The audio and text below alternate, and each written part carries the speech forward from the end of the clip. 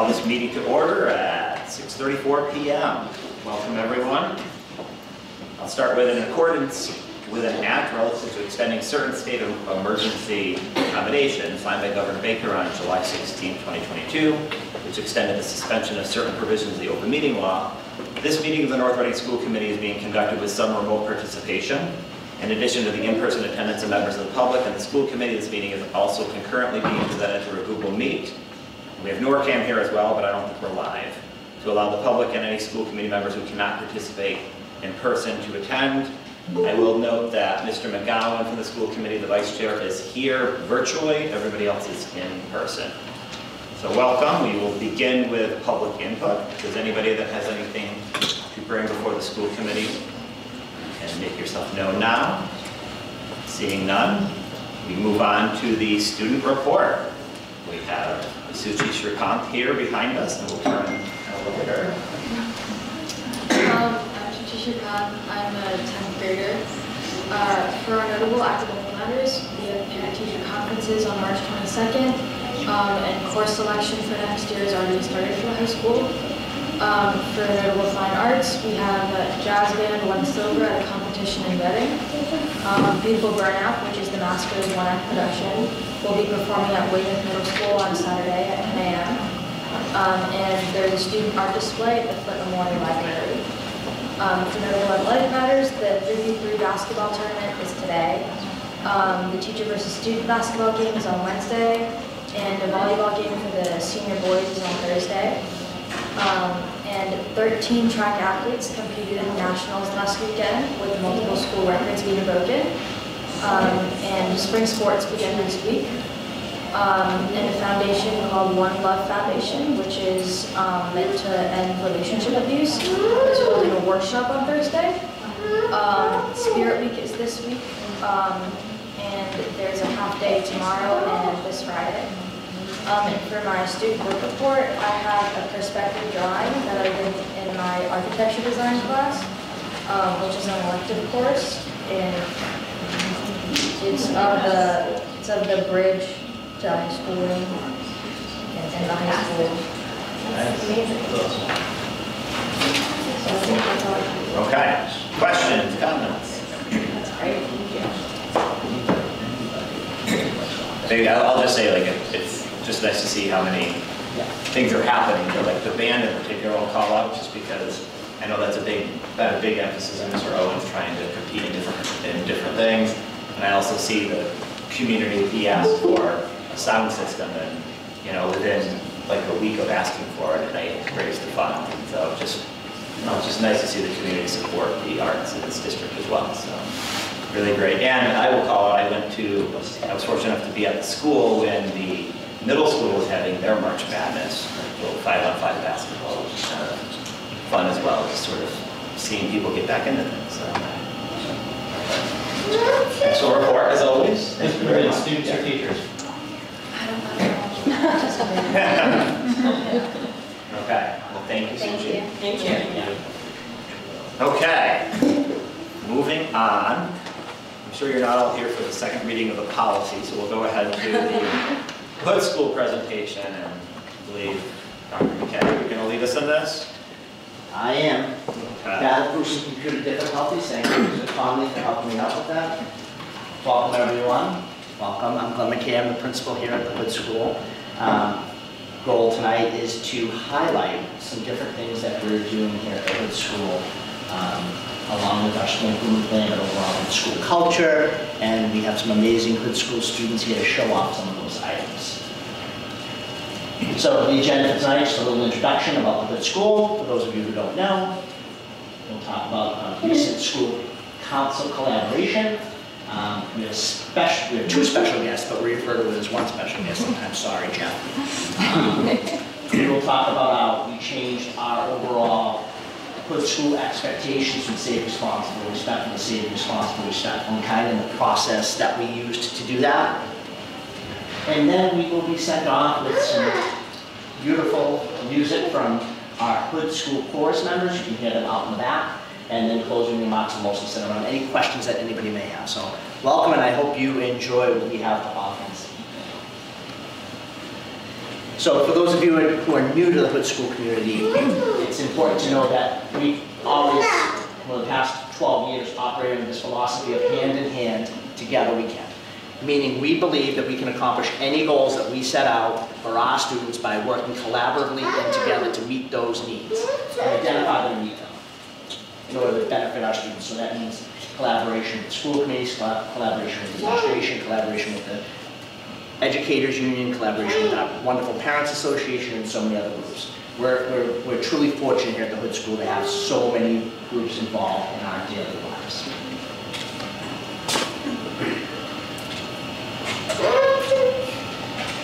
So one of our amazing groups that we have, they take a lot of work away from me in a good way. This is our Hood School Student Council. So let's welcome them. They have their fancy shirts on here tonight. I would be remiss to say that I enjoy spending quality time with this group, but if I didn't have two amazing teachers, I didn't have Mrs. Cleary and Mrs. Sherman to run this for me, yes, we wouldn't be as successful as we are. And this group does many different things, but they're going to share one specific thing that they do. Hello, my name is Mason Colarusso. And I'm Brendan Foster. We are a part of the Hood School Student Council. We would like to tell you how we were selected to the Hood School Student Council. It all started as writing a speech to get in. Students who wanted to participate wrote a paragraph or more to convince their fellow classmates to vote for them. Once everyone's speeches were told, the other classmates made their votes for who would get in. When the results came back, it was a heart-stopping moment. The room went silent as the names were announced. I can still remember my reaction to my name being called. A smile spread across my face like I spread my peanut butter and jelly sandwich. That was how we were selected for the Student Council. Hello, we are Coco Spada and Bridget McDonald. We would like to tell you about some of the responsibilities of Student Council. We have meetings once a month on Wednesdays. We talk about what fundraisers to do and what spirit days to do. For example, we are doing a Dress How You Feel Makes You Feel Your Best Day to raise money for the victims of the earthquake in Turkey and Syria. We are also doing a Green and Gold Day to raise money for 5th grade. Lastly, we are doing a recycling poster contest for Earth Day. Since we are Student Council, we are responsible for being a good student and a role model for those around us. These are just some of the responsibilities that we have on Student Council. 2 meetings a week. Hello, we are Charlotte Stevens and Gianna Zarella. 2 meetings ago, the Hood School Student Council and North Reading High School Student Council teamed up to make bags for the homeless. We each partnered up with a high schooler and together made bags. In these bags, we put toiletries, snacks, hats, gloves, and socks. We made about 87 bags and gathered them together to give to the Lazarus House. Hello, we are Callie Malone and Haley Merrill from the Hood School Student Council. We are here to tell you about the Lazarus House. The Lazarus House is a place for people if they need shelter or a place to go. The Lazarus House has an estimate about 1,900 volunteers. We were able to make a difference there by creating 87 healthcare bags for the visitors that go there. A few of the essentials we included are hats, gloves, snacks, shower supplies, deodorant, hand sanitizer, toothbrush, toothpaste, and floss. This place is very heartwarming and is helpful to people. We also feel very glad that we got to help the people and make a difference.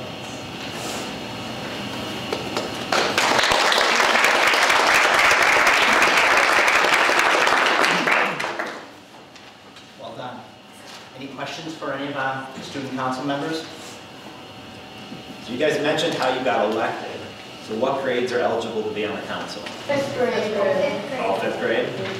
Okay, how many, is this the whole council? Yes. Do you guys meet during school or after school? After school usually. Do you guys want to be involved in, student government and things like that when you get into the middle school and high school? Yes, Hey, it's good. It's good to volunteer. It's good to give your time and, represent your classmates. So, good job, guys. Thank you, well done.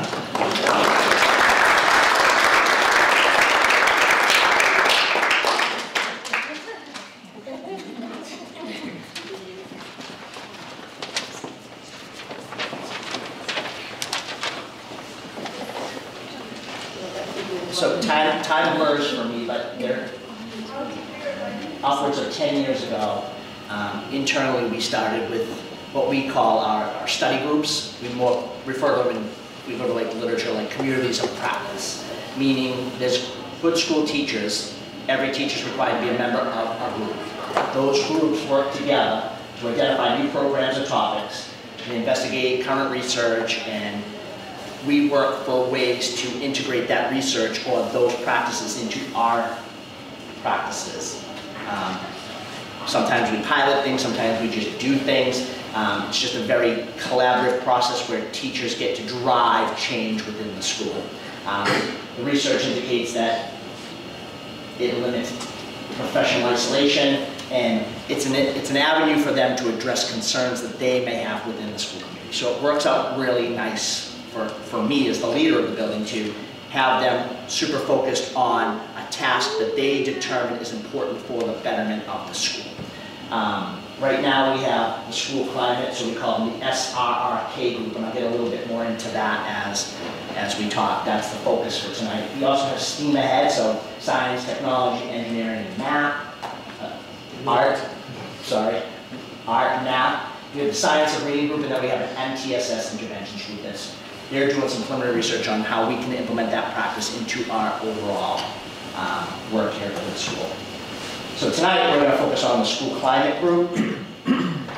This group defined their goal to identify and prioritize support and promotion of the learning and positive social, emotional, ethical, and civic development of students, enhance engagement in teaching and learning in school-wide activities, address barriers to learning and teaching, and re-engage those who have become disengaged, and develop and sustain an appropriate operational infrastructure and capacity and building mechanisms to support the improved well-being of all members of our school community. So there's a list of the members. As you can see, it's a pretty diverse group. We have the school psychologists, right, to some specialized teachers, right down to some classroom teachers. So that group gets together, I want to say upwards of 7 to 10 times throughout the school year. They meet, they talk about items, and then they make recommendations for change within the school. So one of the things that this group did, there'll be 2 things tonight that we'll highlight. We're going to talk about SRRK, and as you can see, Jeff and Logan, the comfort dog. They steal my thunder in the morning. I pride myself on being outside every morning and saying good morning to all the children. Sometimes when Jeff and Logan show up, they don't even know that I'm the other kids. They just walk in and like, Logan's here, Jeff's here, yay! So we're super excited to welcome Logan and Jeff here tonight, just to recognize their efforts, but I did want to spend a little introduction to give the framework for what this is. So I'm going to invite Ms. Ronan up to speak a little bit about this one. Ms. Ronan is a member of that study group, and I want to give a special thank you to that whole study group, but particularly Ms. Ronan, who has taken this on along with Nurse Blanchette. It's truly made a difference. You can see it, you can feel it. We've now moved from pilot to overall whole school implementation, so I'm going to let you talk a little bit about that. I'm going to invite some friends up. Come on. Don't be afraid. Come on. And they're going to share their experiences with Logan and Jeff. Thank you everyone for having me this evening. My name is Carly Ronan. I'm a special education teacher here at the Hood. And this has been like an amazing project from start to finish, and we're still in the process of it. And it has like crossed 2 of my passions, teaching and my love of dogs. And to give you a little bit background of like why I initiated this and why I brought the topic to Dr. McKay was I watched my cousin go through her whole training session with one of her dogs, and she posted things on Instagram, and I was watching videos, and she was going to hospitals and nursing homes and schools and libraries. I actually brought my own children to a New Hampshire library so they could kind of experience it firsthand. And just seeing my own kids, my nieces, and then strangers in the library just brighten their day with just this one dog, and their excitement and their anticipation of this dog coming in was amazing. So I think back in September, I went to Dr. McKay and said, I have a crazy idea for you. Just listen, don't answer me yet. I said, what is your thoughts on having a comfort dog or a therapy dog come into the school? And I could barely finish the sentence and he was giving me the green light to kind of start this whole research. So I hit the computer and started researching local companies. And then I decided to reach out to our local North Reading Community Connection on Facebook, because I really have had a lot of positive feedback from them, donations to my classroom, and fast forward to an email into my inbox on Facebook with a message from Jeff, and we just kind of hit the ground running right from there. Lots of emails, lots of meetings, phone calls, making sure our policies were in place through Dr. Daly. We started our pilot program back in November with some small groups. We got permission from parents through an opt-out email and form, and it was just amazing. And I honestly think that one of the biggest benefits of having Logan there is just boosting students' confidence with their reading especially. I've seen a huge change in some of our friends, and that's why they're here tonight, to talk about it, and they just get so excited about Logan's days when he comes, right? And what do you always ask your teacher? When is Logan coming, right? Yes? So Viv, do you want to start? You used to say that when we did reading at first, right? Come here, I'll help you. Come here. So what did we always say? When this started, I was afraid of dogs. I was afraid of Logan and I was nervous to go. Now that I have met Logan, I always want to read first when Logan visits. I love reading to Logan. He is so kind, calm, and sweet. Good job. Excellent. Vivi? When I first told Viv and her mom, they were like, no way, she's afraid of dogs. This isn't gonna work, right? And then I said, let's go, we're gonna go read. And what did you say? No thank you. No thank you. And now what do? You always want to read first when we go there, because he makes you feel so calm, right? Good job. Thank you. What did Mrs. Fitzpatrick say to you? She said you always what? You always ask when Logan's coming, because why? Yeah. How does he make you feel when you go to read with him? Excited. What else did you say? What was that other special word you used? He makes you feel calm. Yeah. And when I saw you walk in the building the other day, and I saw Logan walk in, what did I mention about your face? You had a big what? You did have a huge smile on your face, because you knew it was your reading day with him, right? Good job, James. Thank you.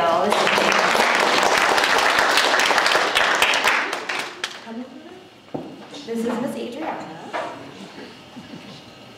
Good. When I first met Logan, I thought he was so cute. No, very cute. Yeah. When I first came to the hood, I was very nervous. When I always asked to read to Logan when he was here, I feel so excited to read all the time, but especially when Logan is here. My goal for 2023 is to be an amazing reader.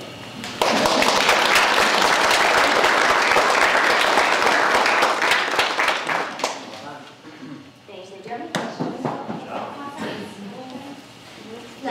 Amazing. So I'm just crying for my name. It's been honestly amazing to see it from the beginning and kind of think back to where we started, and it was a lot of meetings, a lot of emails, meeting with the school nurse, making sure that this was going to be an okay situation to have in the school. But I think there's so many benefits, and there's so much research. So much benefit and so much research out there that even just simply sitting near a dog and even just petting a dog, never mind reading to a dog, is so beneficial to students, especially with coming off of COVID for 2 years. These kids, their social emotional learning, we just really want to keep building their confidence and making them feel more comfortable to be at school and do their best learning. So, Now that you've got the program going, what would you want to do next with it? so I think if I had my choice, Jeff would quit his job and Logan would live here full time.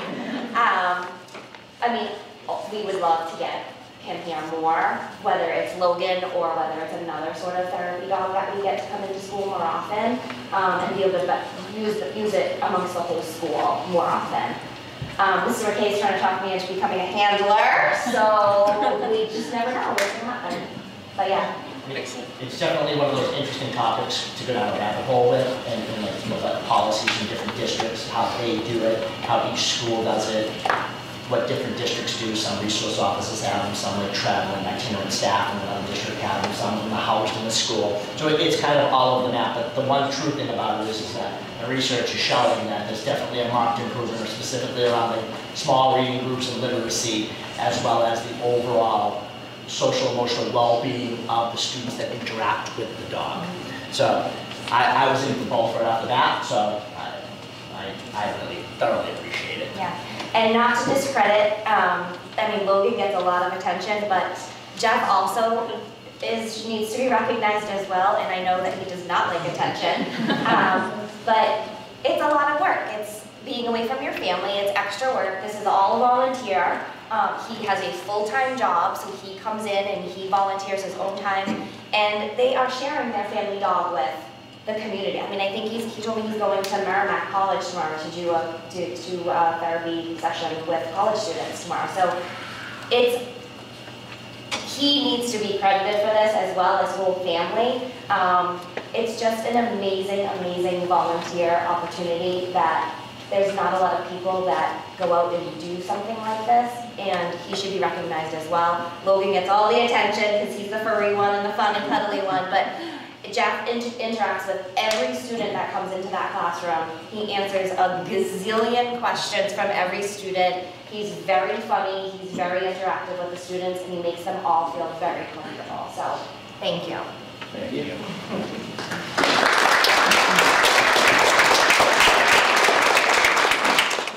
It's funny you should bring up that he should be recognized, because we did receive a nomination for an award for Jeff and Logan. The school committee has an award of appreciation that people can be nominated for, and we did receive a nomination for Jeff and Logan, so we're going to talk a little bit about that. I think you did a better job of summarizing it than if I just read the form, but I think overall in the district, I'll say that last school committee meeting we started, because a lot of things do start at the hood. I'll give Dr. McKay and the teachers here a lot of credit. You guys try a lot of different things and then get replicated at other schools. So we are now starting to talk about the policy about, how to do this at other schools as well. So it really did start here. It started with you guys. And so we have a nomination form for an award for Jeff and Logan. And I don't know, Dr. Dill, you want to talk about it? Or? Sure. Or Dr. McKay, you want to go through it? You can share what's on the form, yeah? Sure. So the award for Jeff and Logan, you have contributed to our well-being and have been a steadfast support for many of our students. You bring smiles to our day and help keep us calm while we're dysregulated or just need to focus on reading. Your genuine caring and support for our overall emotional well-being of our students and staff is recognized. You are an amazing therapeutic team, so thank you.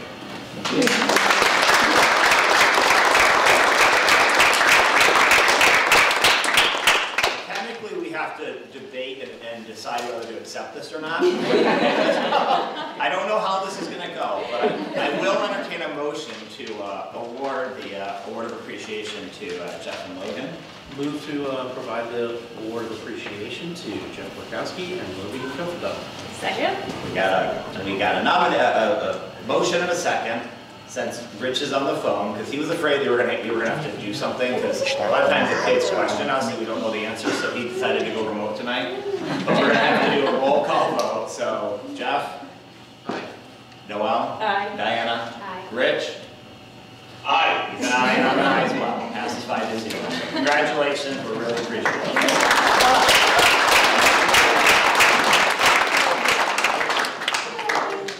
So also, there will be a presentation that we'll get to you that will say, for your dedication to the J. Turner Hood School, your genuine caring and support for the overall emotional well-being of students and staff is recognized. Your support in increasing our academic gains through small group reading support is appreciated. You are an amazing therapeutic team. Thank you. Thank you. It's more a tie. I need to wear a tie. I love it. Can I get a photo there? I want to meet the dog.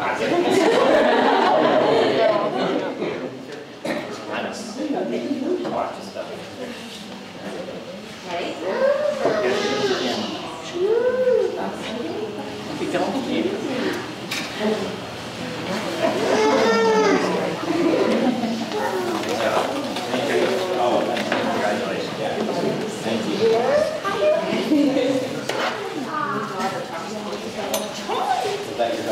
No, my daughter is that. Oh. Gray. You want to work with Gray? Yes, we're so grateful. You're so pretty. And I'm afraid of dog too, so I had to get a dog. So you wouldn't be afraid. Tell my husband that. Yeah, I did not know anything was afraid of dogs. So there you go. Works well. Yeah. Thank you.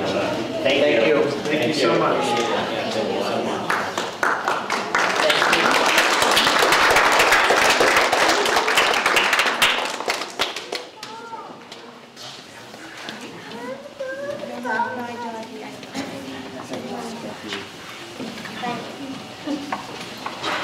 Thank you.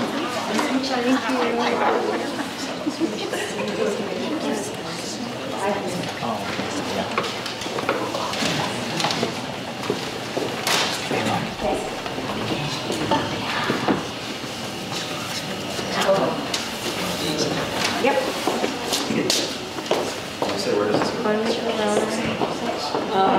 No, a pony. I want to comfort the pony. I know. So when Jeff asked where to go next, I worried she was going to say something like a monkey or a pony or something. Goats. Comfort goats. Comfort goats. I don't know about you guys, but that's exactly what I was thinking. Yes. That's what's hoping. I'm just waiting for a few more students to call. Yeah.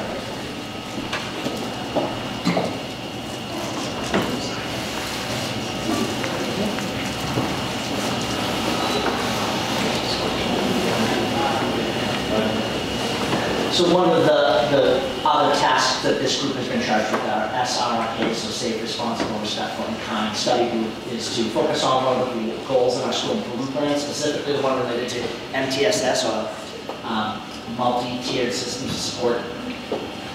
So basically, we've been charged this year with improving our overall Tier 1 functioning around math. We can talk about ELA, or we can talk about social emotional well-being. So we chose to focus on social emotional well-being and to really reflect on where we are at with what we expect students to do. What are our norms? What are our expectations for students? So we relied on safe, responsible, and respectful for, I want to say 2010. With everything that's been going on, we really wanted to refocus that, break it down a little bit more, and we recognized that we needed to look at the whole child a little bit more and to develop our students, and we've elected to focus on the word kind. So now you will see that we are no longer focusing on SRR behaviors. We've added K for kind. This is an example of, if you go throughout the Hood School, you will see expectations for certain areas: bathroom, hallway, classroom, recess, auditorium, assembly. And it breaks down each expectation and gives positive examples of, or expectations of what we should do in each one of those areas. I shared the recess one, particularly if you look down to kind. I love that it says, if you see someone playing alone, ask them to join you. Be a helpful friend.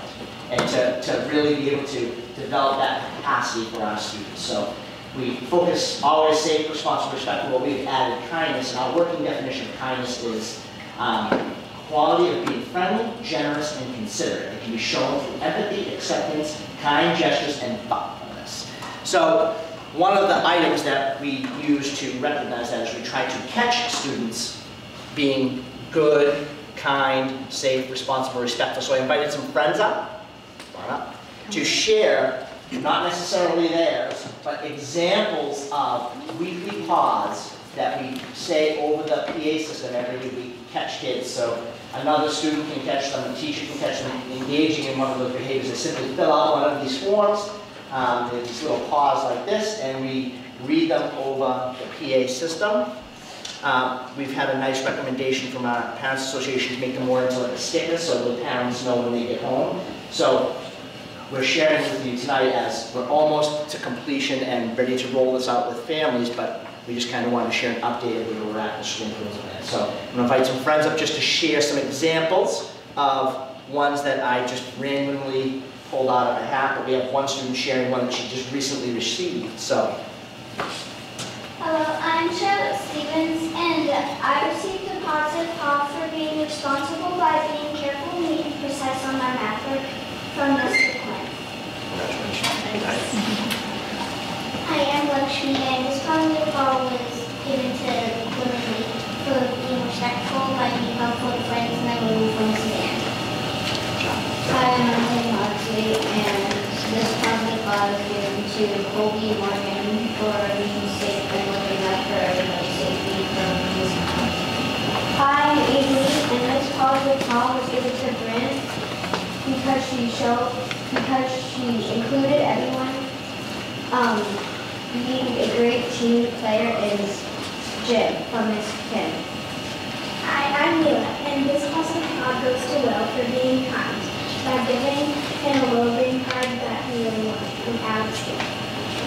My name is Kristen Roach, and this positive call went to Trent Morris, and he demonstrated being responsible by always doing the right thing for Mrs. Warren.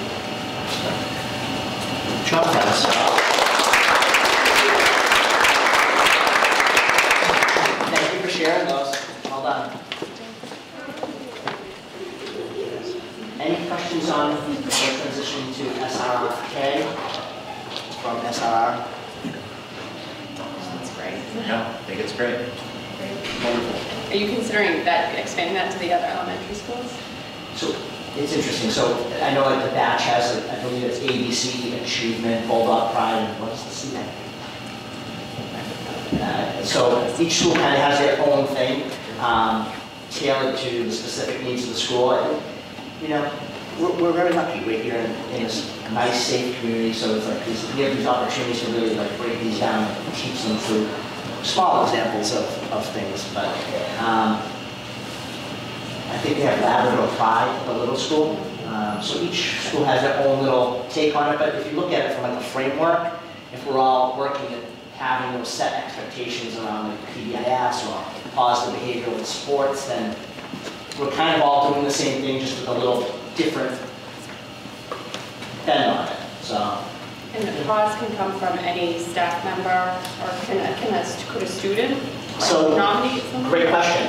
Yeah. So if you were to read some of the stuff that I forwarded over the weekend, it says teacher, and it was interesting to go through the pause for this specific reason, because within the pause there were other students nominating each other, and there were paraprofessionals, there was a custodian, so it's not just that, it's the whole school. So I didn't want to bring out the whole printout because I actually have to update it because of the lived experience relative to what was on paper. It wasn't the same. In a positive way, meaning there were ones that other students wrote to other kids, and I thought that was the best for me. So I enjoyed that. So I'll be updating that before we make it official.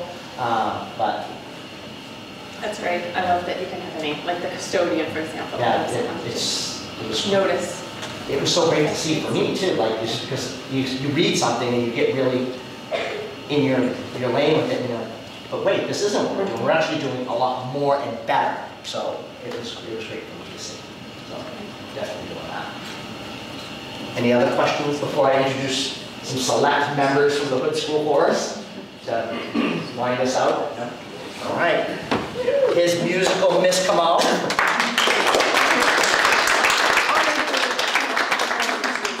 Did you do this last year or did we miss a year? No, it's been a long time. So this I was missed you guys. Very excited to be back. Why don't you guys come? posted. I mean, we promised one time we sprung a flash mob on the school. That was years ago. Was that the Blackbird one? I feel I like just we remember had they're a all lot of people they're that had hiding my again. guitar over there and everything. Yeah, and filling in squishing. Tall friends in the back.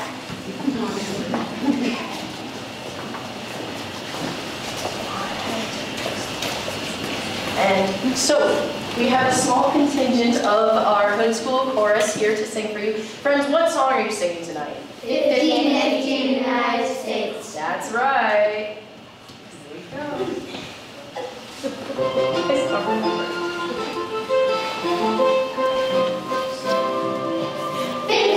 United States from 13 original colonies. 50 nifty stars in the flag that billows so beautifully in the breeze. Each individual state contributes equality that is great. Each individual state deserves a bow. We salute them now. 50 nifty United States from 13 original colonies. Shout 'em, scout 'em, tell all about 'em. One by one till we give a day to every state in the USA. Alabama, Alaska, Arizona, Arkansas, California, Colorado, Connecticut, Delaware, Florida, Georgia, Hawaii, Idaho, Illinois, Indiana, Iowa, Kansas, Kentucky, Louisiana, Maine, Maryland, Massachusetts, Michigan, Minnesota, Mississippi, Missouri, Montana, Nebraska, Nevada, New Hampshire, New Jersey, New Mexico, New York, North Carolina, North Dakota, Ohio, Oklahoma, Oregon, Pennsylvania, Rhode Island, South Carolina, South Dakota, Tennessee, Texas, Utah, Vermont, Virginia, Washington, West Virginia, Wisconsin, Wyoming, Alabama, Alaska, Arizona, Arkansas, California, Colorado, Connecticut, Delaware, Florida, Georgia, Hawaii, Idaho, Illinois, Indiana, Iowa, Kansas, Kentucky, Louisiana, Maine, Maryland, Massachusetts, Michigan, Minnesota, Mississippi, Missouri, Montana, Nebraska, Nevada, New Hampshire, New Jersey, New Mexico, New York, North Carolina, North Dakota, Ohio, Oklahoma, Oregon, Pennsylvania, Rhode Island, South Carolina, South Dakota, Tennessee, Texas, Utah, Vermont, Virginia, Washington, West Virginia, Wisconsin, Wyoming, North, South, East, West, and our objective opinion, Massachusetts is the best of the 50 nifty United States from 13 original colonies. Shout 'em, tell all about 'em. One by one till we give a day to every state in the good old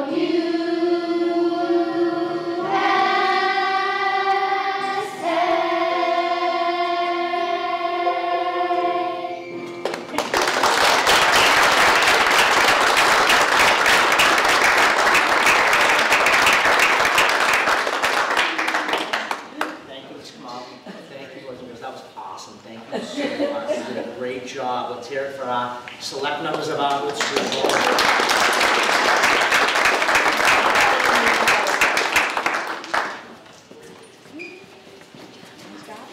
So I hope that tonight you gained a little bit of a deeper understanding of some of the ongoing items that we have here at the Hood School. And got a little taste of our school culture, our climate, and yeah, everybody can say that they met Jeff and Logan. So thank you for coming out. Any questions or?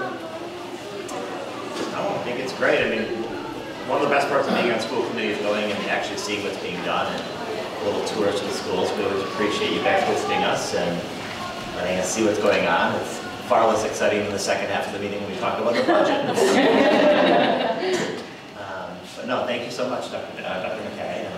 No, that's fantastic. Thank you so much. We appreciate your ongoing support here at the school, so thank you for everything that you do for us. We recognize that you do a lot for us, and we appreciate that. That was a wonderful glimpse into the hood. I'm a bulldog, but hound dogs aren't so bad. You might not know this on the data for your bulldog, so I get you. My 3 went there, so I totally understand. Okay. Well, thank you very much. Thank you to all the individuals who participated. Thank you to all the parents that came out, and thank you to the teachers and everyone else. Just want to say that, just to echo what they've said, excellent job, students. Really great hearing you sing, talk about all the great work you've done with student council, with the comfort dog, and a lot of kids that have been in multiple parts of your presentation tonight, which is great. So thanks to all the parents that support these kids, and they really make us very proud of what's running at the school. Thank you to Dr. McKay for all his hard work, and as we talk about the policy later, he was instrumental, as we mentioned, in bringing it here and also sharing some of the updates from other communities. So thank you for that. That's really helping us move the district forward, and his work with professional learning communities and that whole model, that's really grown into a goal for a lot of the principals to try to move away from that. You know that meme you might see where it's like this meeting could have been a memo, could have been an email. And so the whole idea of getting active learning at our faculty meetings, the Hood's really been a leader in that area too. So thank you for all that. Thank you.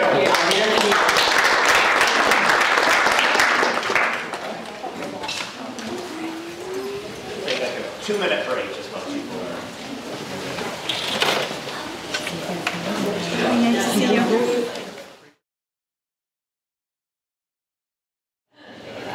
All right, so I'm going to get started. And time to discuss the FY24 preliminary budget. So this is the agenda that we're going to cover this evening. I'm going to talk a little bit about, kind of start at the macro level, talk about some of the big picture challenges that every kind of municipality, city is facing right now in terms of funding a school budget. I'll talk particularly about some major school budget drivers, and then I'll get into some of our budget priorities and break down some of the numbers. Talk a little bit about what's driving some of our new initiatives, staffing positions, which are always going to be guided by our strategic plan known as NRPS 2025. At the end, I'll talk a little bit about our offsets and additional revenue, special revenue accounts, grants, revolving accounts, even some gift accounts that kind of also plays a role in the budget and as part of our total funds in North Reading. And then I'll get into some conclusions at the end and certainly leave time for discussion and questions.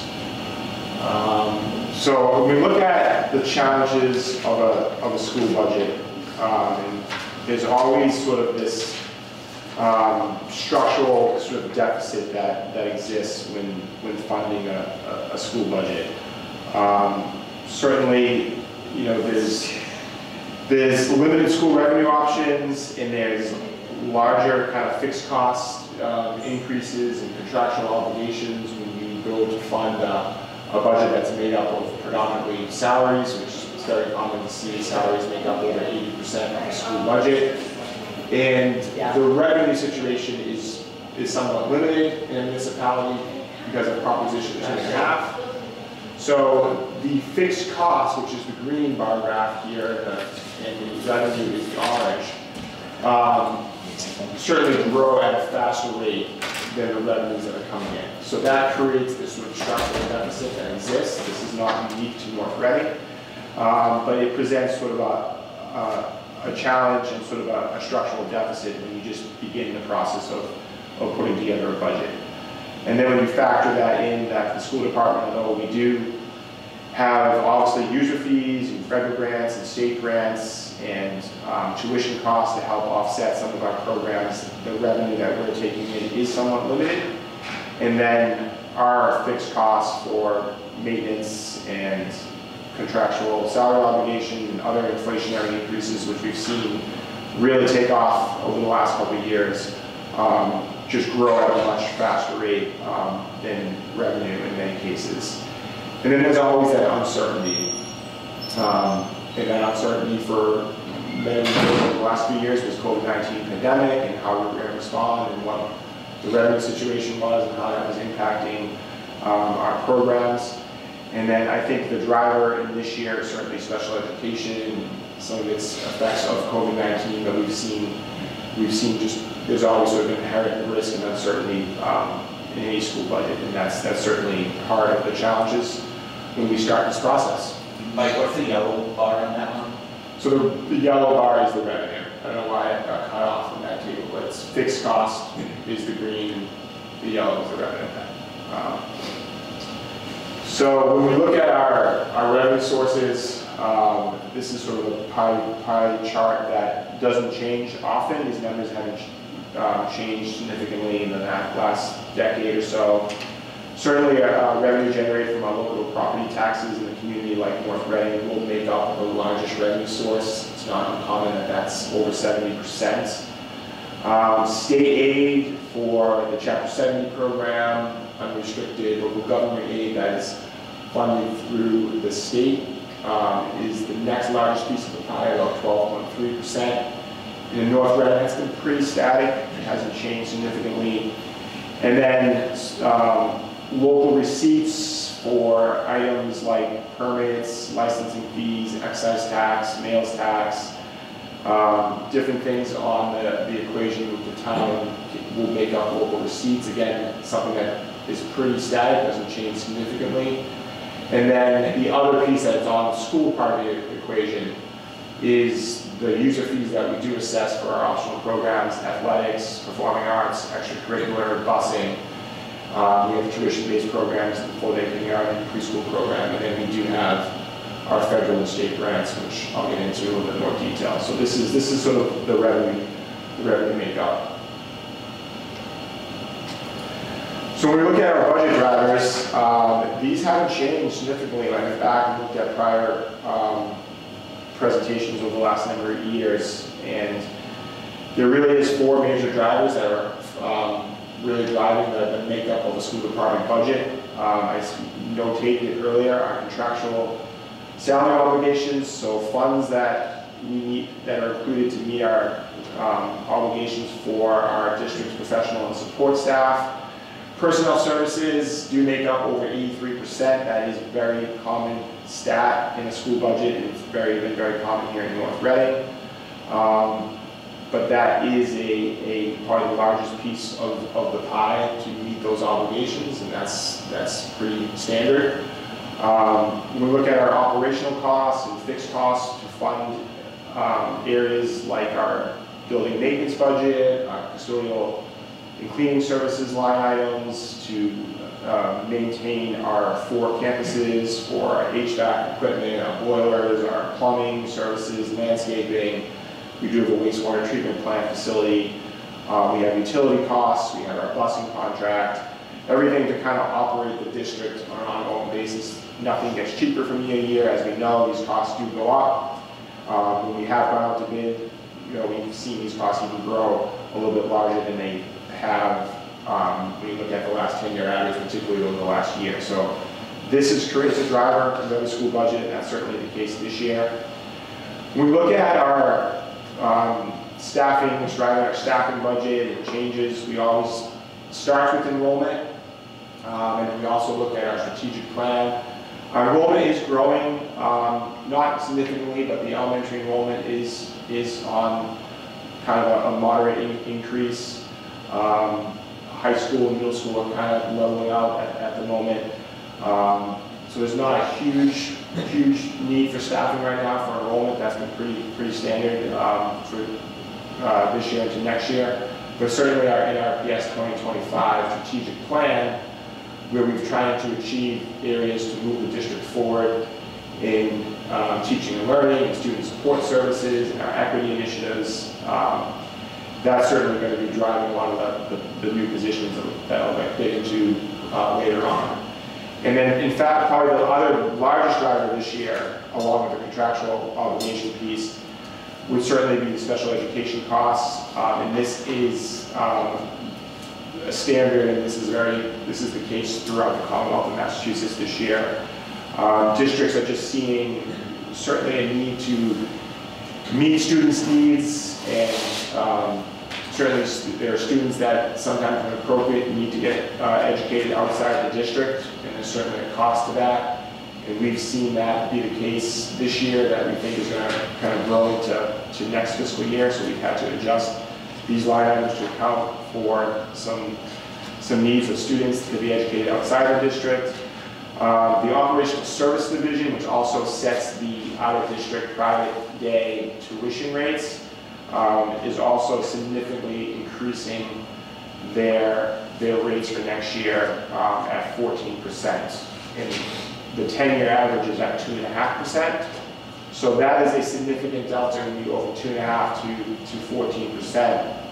It's essentially resulting in an additional $252,000 of cost that we've had to come up with and allocate over what the standard 2.5% increase would be. So that delta between 14 and 2.5 is resulting in new costs of about $250,000 for North Reading that we've had to account for and allocate for. So certainly a big driver. We've been into some offsets that are resulting in that line item, like special education, circuit breaker account, and so forth. But certainly these are the four major budget drivers.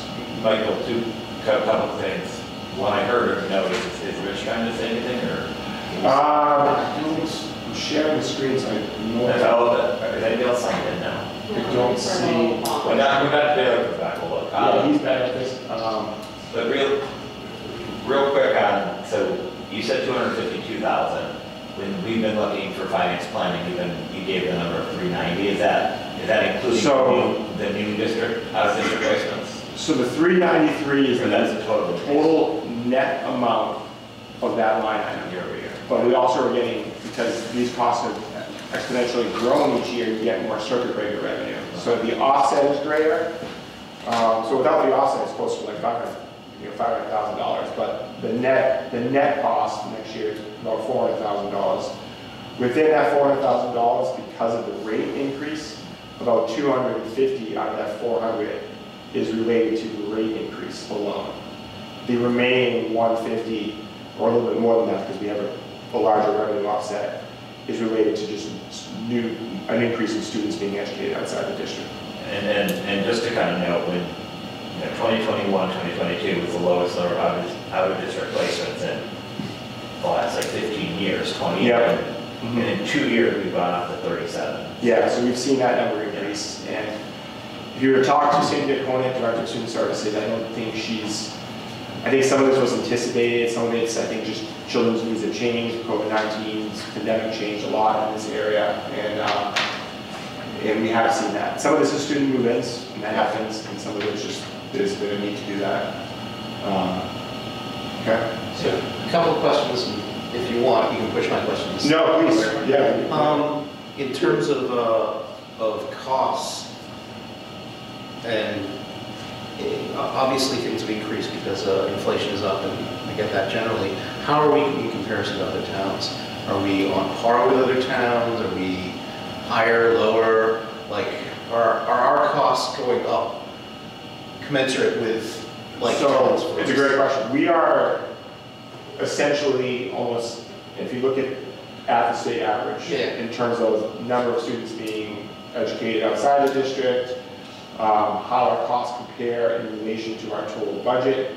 I believe our special education budget makes up about 27% of our total general fund budget. When we looking at subsidies and offsets, we are almost identical at the state average in all these statistics you look at. One other quick question, enrollment. It doesn't sound like that I know we talked about the numbers last time. It doesn't sound like we're at a point where we actually need to worry about additional staffing yet.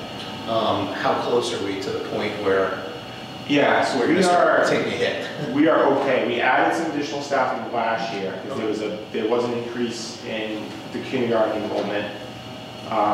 The kindergarten kind of went up, and now that class is moving through. Now we have a lower kindergarten enrollment, so some of that staffing is moving to grade 1. So we don't, this particular year, we don't have a need to increase staffing because of enrollment.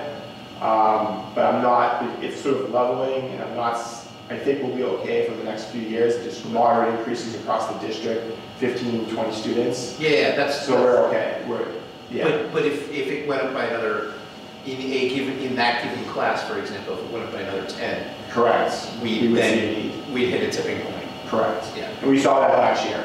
Yeah. And we had to add staffing, particularly at the kindergarten level, to adjust for that. The birth rates were just that much higher in that particular class, cohort coming in. I have a question, just for, this might not be appropriate for us to ask it, but are you seeing more kids in like the high school, like old, or even halfway through high school transferring out of? North Reading? Yeah. We are, and like, yeah. Does that ever then trickle down to the budget in any way? Yeah, that's a good, we're not seeing that. You know, our students, even through the pandemic, a lot of them, our students generally stayed here. Okay. And other districts saw a big movement of students going elsewhere, or private, or to other So districts. it kind of stayed on par with what it's been in the past? We stayed on par. The biggest thing that we've seen, and if you look at the enrollment projections, is the progression from 8th grade to 9th grade. For years we averaged like 88% or 89% of students sort of progressed from 8th grade to 9th grade. Okay. Shortly after the middle school and high school campus came online, that went to 94, 95, 96%. And the biggest thing that we're seeing is that's kind of returning more to like an 88, 89% progression over the last couple of years. So it's kind of normalizing back to what we had always seen. But we're not seeing students leave once they're at the high school or even once they're at the middle school. That those students are progressing, and that those progression ratios, as I call them, are pretty much like right at 100%, 99.9, 100%. So students are staying. Okay. So obviously some kids go. I mean, you know, that's always the Right. case. Yeah. So it stayed steady. It stays steady. Yes. If they leave at the inflection point between the schools. Correct. Yeah. And Correct. Yep. Okay. Mr. Buckley. Yes, go ahead, Mr. McGowan. I don't know if you want to take questions from the public right now, but there is someone on the stream who has their hand up. Okay. Dr. Daly had to step out for a moment, so we will take questions. We're just going to wait for him to come back, I think. He's better at managing his computer than I am. I don't want to drop something off. Yes, we will absolutely take questions. We're just going to wait for Dr. Daly to just be back in to sort of moderate them for us. If they want to type it in the chat and you can read it in the meantime, but he should be back momentarily. apparently he's calling us. Right, you just sent it. You got a message? Dr. Daly is. Yeah, because he was going to do the. He's doing a message. Yeah, he should be back soon. So when we move into this table, I think, now we get into the numbers, and these are the kind of the major expense categories we've always looked at and analyzed. And the 4 budget drivers that I just spoke to, I think you can see these at play. Our salaries are up by 4.8%, which I stated earlier, that can predominantly be contributed to the fixed salary obligations for our existing staff, as well as some of the new positions, which I'm going to get into, and there's a separate slide for that. So we have about 3.5 positions we're recommending as an addition, which is driving that number as well. But from an instructional and kind of an operational standpoint, we're seeing increases, but I think we're doing a really good job of controlling those costs. That's why we're not seeing major increases there. But we've certainly seen inflationary increases on the instructional side that we've had to adjust materials and technology costs at the school level expense budgets, as Dr. McKay can speak to. We've looked at and adjusted those lines. And then the operational line, the utilities and other areas I've talked about, we've controlled those costs, but we're seeing a very minor increase there. When we look at the transportation, that's special ed and regular education, and that main increase is due to the regular education contracts rates going up. And then the biggest increase in these categories, again, is that tuition line. And there's the 393,208 number that Mr. Buckley mentioned earlier, and we kind of broke down what's driving that. Okay? And actually, Mr. Conley, I mentioned to you the other day, did you ever look at the bus contract? Because that's one thing I think is part of this. We need to look at the user fee, just because we haven't raised that in a while. Yep. And if I recall, next year will be the third year that we're guaranteed the rate. And after that year of the bus contract, there's a significant increase to year number 4. Did you ever look at that or not? Wait, I'll look at that. Yeah. Yes. So that rate, yeah, we will, if we have the option to go back out to bid. Yes. Or to renegotiate. Next year, the increase is very moderate, like $5 a bus a day. But then we would see a larger, I believe it's like $15 per bus per day increase. So that would be a larger increase. So we sort of, when we awarded the contract in West Suburban 3 years ago, we looked at the 3 years because the optional, the 4th and 5th was really optional. And we knew we were going to get to that decision point next year where we have to do an analysis of the market and the rates to see if it makes sense for us to go test that market again or renew. I think we're going to have to come to that decision next fall, next early winter, to see where we're at. Yeah, I think we can, I don't want to detract from that, but I think the committee needs to look at that this year because, it's moderately gone up the last couple of years. My concern is that if we were to go out, it's actually going to be even more than what we have agreed for the years after that. And I just want to avoid a large increase in any one particular year. If we can do a minor, adjustment, a couple of times rather than having a steep increase any one year. So, and we're trying to do that. Like I saw the budget offset, and you can see it's offsetting. We're having more in from the general fund each year. Correct. And I have some slides later that kind of break that down. I would say 5 or 6 years ago, when we get to that, we were at that 50% ratio, and that's sort of ideal. Yeah. No one wants to increase user fees. It's been a goal of the committee not to do that. It's not been something we've wanted to do and have done for a number of years. But things don't get cheaper, especially in that market. So with gas prices being what it's been, and the cost of buses and everything has gone up since, certainly over these last few years, so nothing gets cheaper. The rates have gone up, so that ratio, now we're at about 30%, and that's just what's happening. 30% now? I'll get into it later. I think it's close to that. And Dr. Daly, I'll get back. So there's been some questions in the room.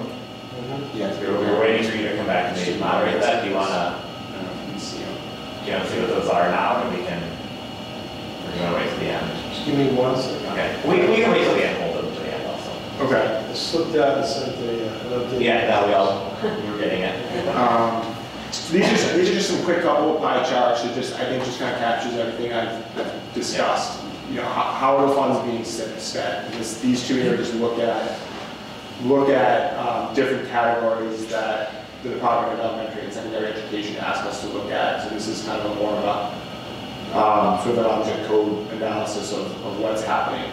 But no surprise, salaries compensation, 83%. Any school department budget in this Commonwealth, you would see that number be very, very similar.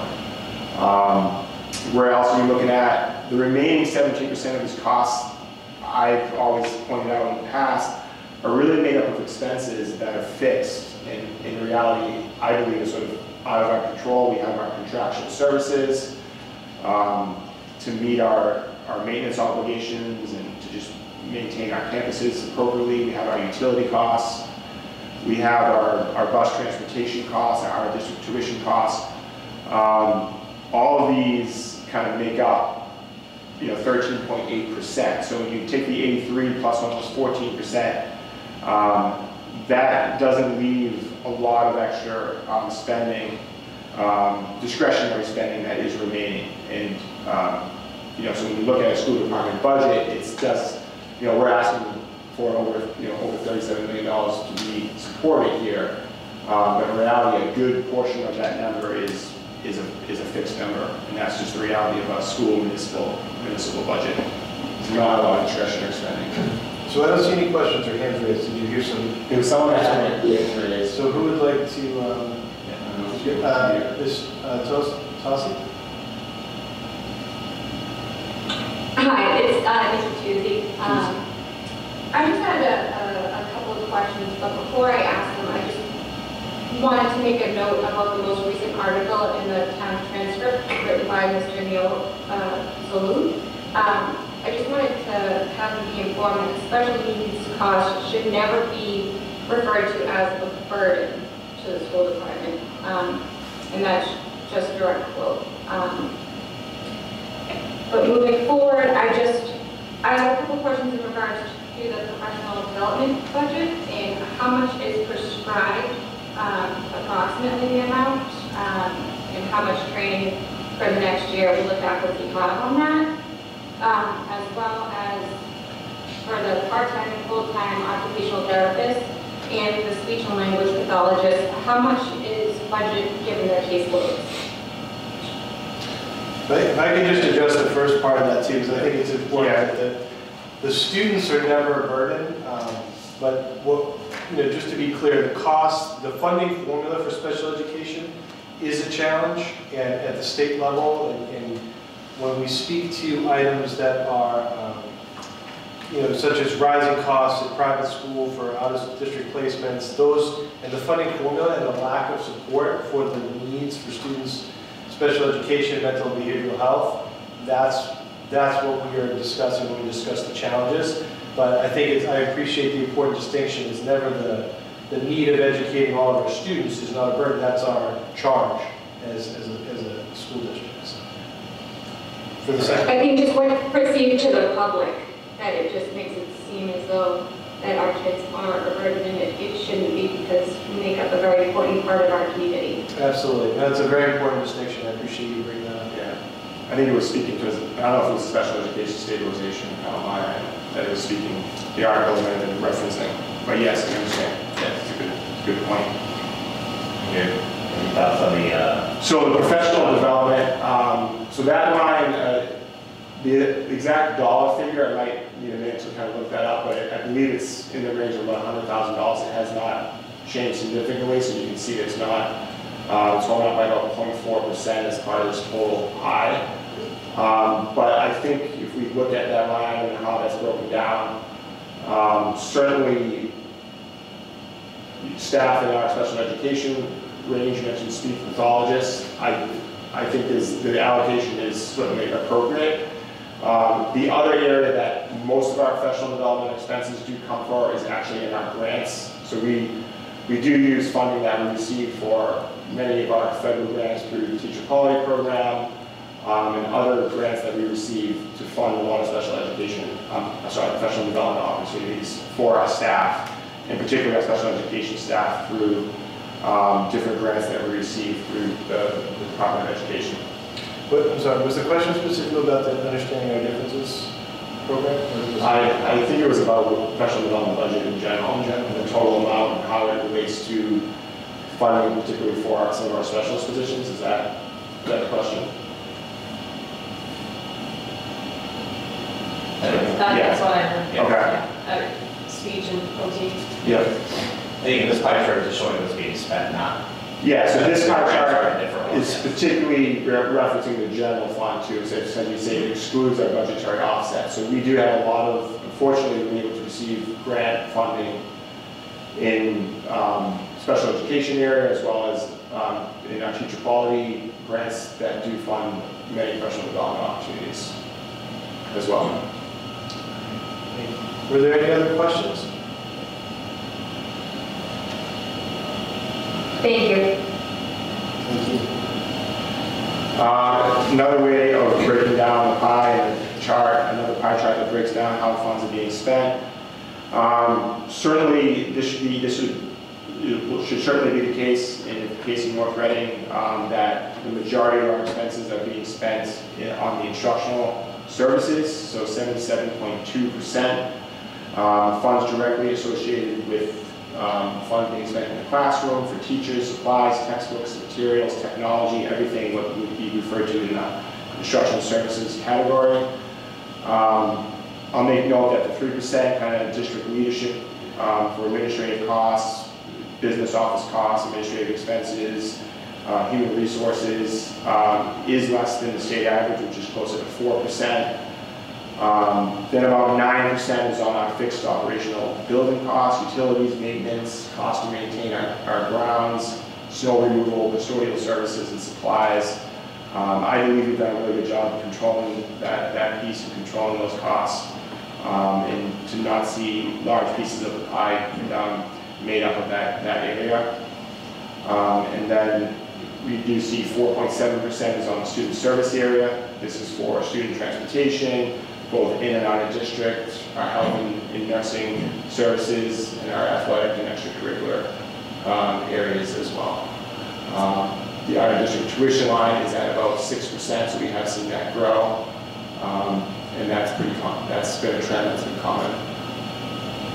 Mr. Conley, real quick question. So you have tuitions, you have student services, you have instructional services. So when a student's on an IEP within the district, do the cost of the are the IEP services part of student services there, or are they part of instructional services? They would be part of instructional services. Okay, and so tuitions and instructional services are two different things. They're two different things, costs, but they're the same cost. So the cost to educate a particular student, the tuitions would be out of district, and the instructional ones are ones that are happening within NORCAM. Correct. And student services, what would those be? Those would be. So those areas those are some of our nursing costs. It's counseling and transportation costs. Anything that's they refer to as the 3,000 area. It's nursing costs, health costs, costs to transport students, and it's also costs in the extracurricular athletic area as well. So with the tuitions and the instructional services, what, 83%, 83.2% of the budget is going directly to educating students, whether they're within NORCAM or. And that's always the goal. You always want sort of the operational piece, the administration piece to be, as we're always working to control that piece of the pie as much as possible. Because we want the largest piece of our funding to go into the instructional and the student service. Those are direct services to students and to our students. And I will note, because I always forget to note this, but I'll say what I'm thinking about right now. I mean, I appreciate the district leadership being a low percentage. I know that a lot of times when we're trying to balance budgets, it means that, you know, Dr. Daly, Mr. Connolly, you often have positions that we can't, you know, really fund. We have roles that are put together to try to make do, and I appreciate that the leadership tries to do what they can and not hit, you know, teacher salaries, not hit, you know, things that directly affect the students. And so I do think it's worth calling out, because I know that it may be a small thing to say 1%, you know, if the average, state average is 4%, but being 25% below the state average is significant. And I know that we might look at it and say 1%, but it's a great deal of extra work for you guys and your team. So I just want to call that out. I appreciate it. I appreciate that. Thank you. So now I'm going to get into some of the new staffing positions that are being recommended by the administration to the committee as part of this budget. I referenced an earlier slide that we were looking at about 3.5 FTE equivalent staffing. And again, these are all driven by our strategic plan known as NRPS 2025. That's our vision.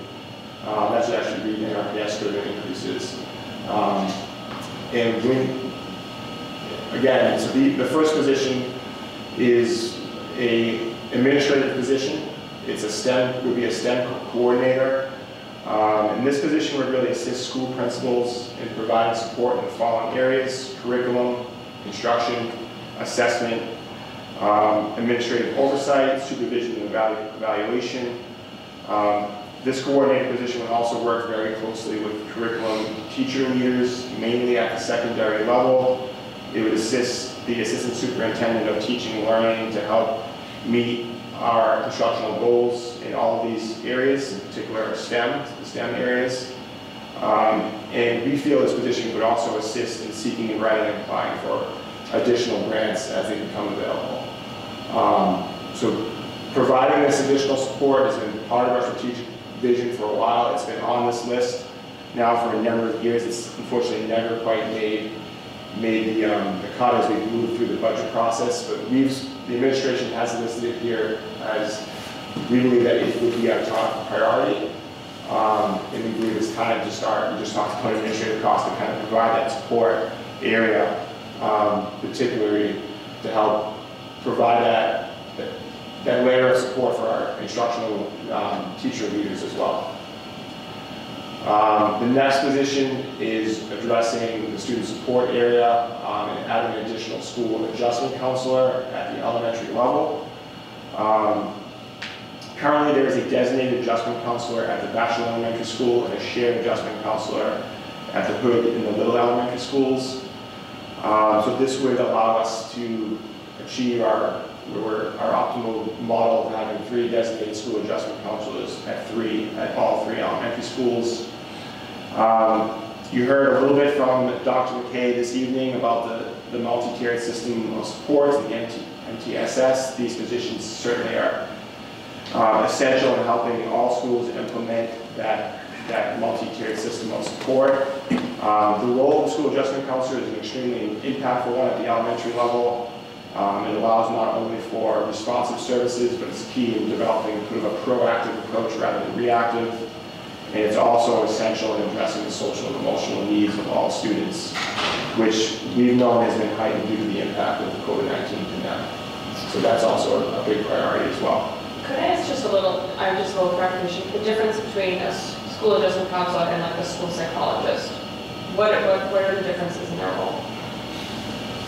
So we're starting to redefine a little bit of what the psychologist does in buildings. Some of this, there's a lot of testing that happens that the psychologists are doing. So that role is becoming a little bit more of that. The school psychologists, we were always lucky in North Reading to have psychologists who act as sort of as guidance counselors and adjustment counselors, and they're qualified to do some of the testing for special education and for other areas. The idea now in this model is to have some of the more social emotional learning, getting into classrooms, working with students, falling to the adjustment counselors, and the psychologists are able to do some of that work, but also some more of the testing. Dr. McKay, do you want to speak a little bit to how it's working in your building? Yeah. You've got the split model. So. It's a great question. Mr. Conley said about the MTSS piece. So if we think about that goal of strengthening what we do in Tier 1 with the general education classroom, that school adjustment counselor becomes more essential for that. So the school psychologist years ago would go into a classroom, a designated classroom that needed an extra level of support and provide a lesson. Let's say at that time we were doing open circle. We had stepped away from that just because the level of need that was presenting in a main office workflow, meaning if a child is dysregulated, a child having a hard time, then the school psychologist would take that on. With the pandemic, we did see a vast increase in some of those behaviors, and we recognized that we had to go from the reactive approach to putting out an issue as opposed to teaching the children the coping skills that they need to be successful within the setting. So the school adjustment counselors take on that role of going into every classroom, providing a 30-minute lesson to the students. A position like this would enable us to provide more of that to a more degree, more targeted, and then more carryover teaching opportunities as opposed to that reactive approach where the school psychologist has been predominantly focused on testing and some of the larger cases that we may have.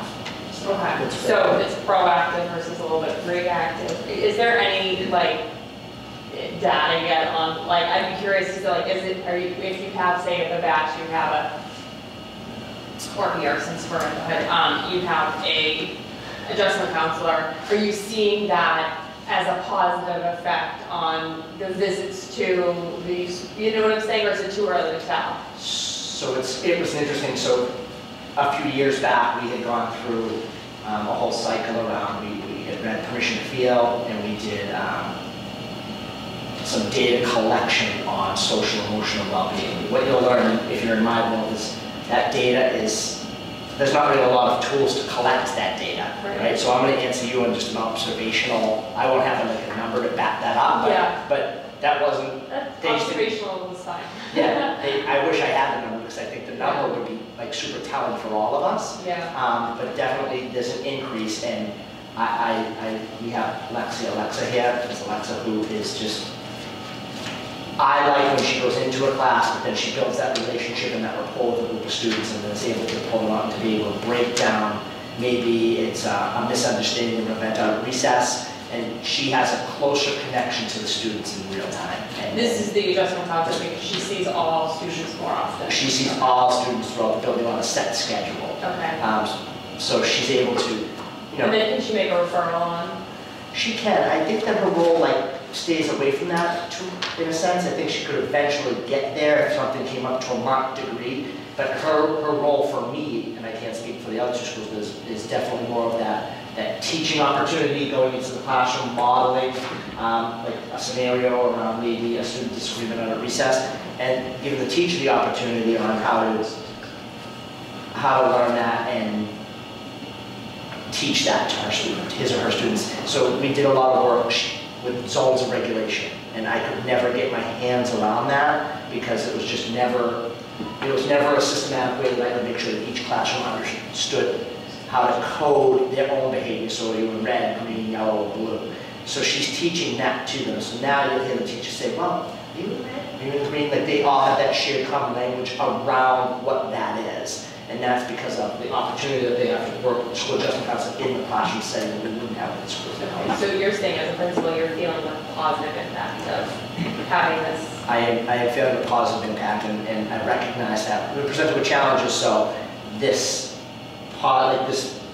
teaching them all of these skill sets that they have so they can work themselves through it, it is super beneficial to me because there's a lot, and if we're teaching them, they can react more appropriately. Okay. Thank you. I would just say we're definitely seeing it, hearing it, a lot of qualitative data. I think that vocal survey we talked about last time, over time, we should start to see some students should feel more supported, more safe as the systems are in place. And then also, all of this work is meant to be done upstream, right? So we should see it pay over time as the students get older, get into middle and high school. We should see some data, but it's too soon to tell, as you said there, in terms of that. I'm more interested in qualitative and quantitative anyways, because that's kind of where you get more. Yeah. Just following up on that, where do we not have a school adjustment counselor? Because I believe the batch has one. Yeah, so the hood and the little share, one person. Okay. So this idea, that the model that we're trying to get to is one in each building. The high school has two at the moment. And so we recognize that how important that is. The way we did, so it's similar to how we rolled out the digital learning specialists. We shared them, and then we had two, and then we had three, and we worked our way up. We spent a lot of time debating the order of these positions. And right now, as difficult as it is, as you mentioned, Alexi's doing a great job at both schools. I think everyone would want her full time, but it's working. And the question that we decided was like, if we had to make do for a year with one of these positions, which one is most essential? We feel for next year. The entire leadership model at the high school and the middle school is sort of dependent on us bringing in a level above, we believe, because part of what we've tried to address, there's such a need to work with our students in the STEM fields, and our administrators, for the most part, are humanities background. That's why because we have a STEM position, we have a humanities position, and we have sort of an elementary position. We prioritize sort of the STEM position.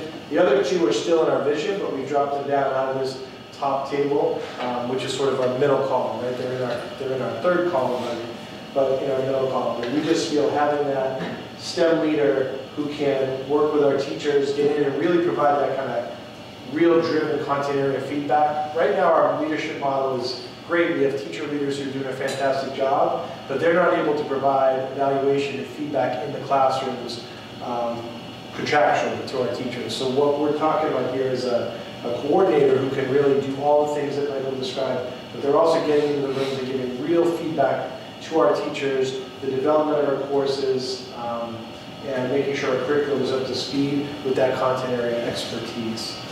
So that is sort of our priority. Like the School Adjustment Council, they're really 1A, 1B, and those are really, really important. The interventionist, the other reason why the interventionist is third, we have another model in place at the moment, which at the elementary schools is a interventionist. It's not a full-time teacher. This is a slightly different role. But our thinking is that's working right now. We do want to work towards the full-time teacher, but if we had to do with, make do, we felt like that would be our third priority. So just want to give a little context there. Two quick thoughts, questions. Number one, if I recall from the budget subcommittee, have you already cut a position? Wasn't this originally 4.5? Or did we originally have 4 on 4.5? The interventionist? I mean, the total new staff position. In order to, we've cut a few things already, and actually not replaced. The budget we're proposing doesn't replace a few retirements. Just not a permanent solution, but something we wanted to do to keep our numbers within reason for this request. Just pointing out that like a 5.8% increase is higher than normal, but 1.2% of that was the out-of-district tuitions, and usually what is presented, I mean, there's always that table of what we would love to have, but usually what is requested is higher than this, and there's already been a reduction before it's even gotten to the school committee for the first time because of some of those expenses. So I just wanted to kind of point that out to the committee here.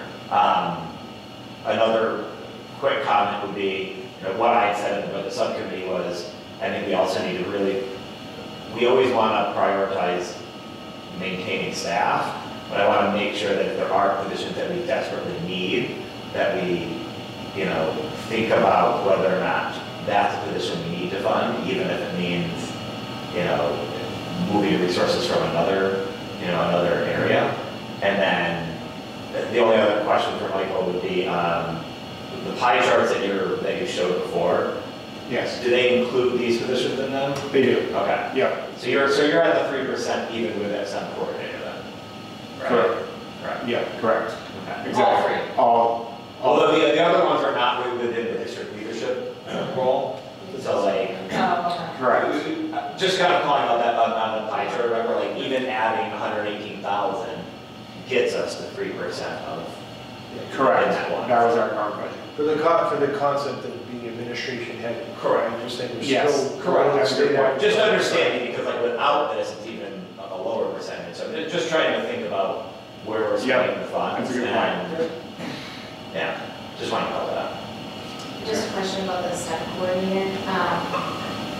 Is this driven by like a need or a gap? Like, did you feel like you have, or even a goal where you want to increase how robust the offerings are, or just even the curriculum, whatever it is, like you see an opportunity there, or you see a gap where that's what's rising this to the top? I get that there's expertise in humanities, and it might seem like a gap in, the district level administration, but is there something else driving that, whether it's you want to reach even higher and you're really pleased with where things are from a STEM perspective, but just want to reach higher, or is there something you're trying to address? Yeah, I'll say the biggest, I believe personally, and I think it's shared by our administrative team and hopefully many in the community, that a well-run and well-designed educator evaluation program can drive everything we do in this district to move us forward. Accountability in that sense,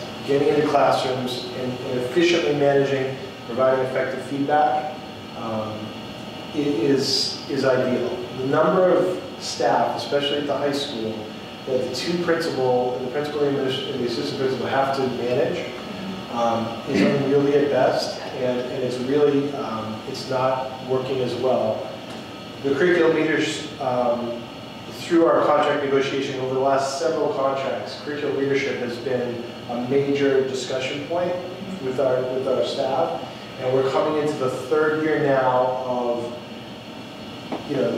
when we met 2 different times prior to the negotiations with the curriculum leadership subcommittee, where we came up with suggestions, and we came up with a new model that we implemented 3 years ago, going into 3 years ago.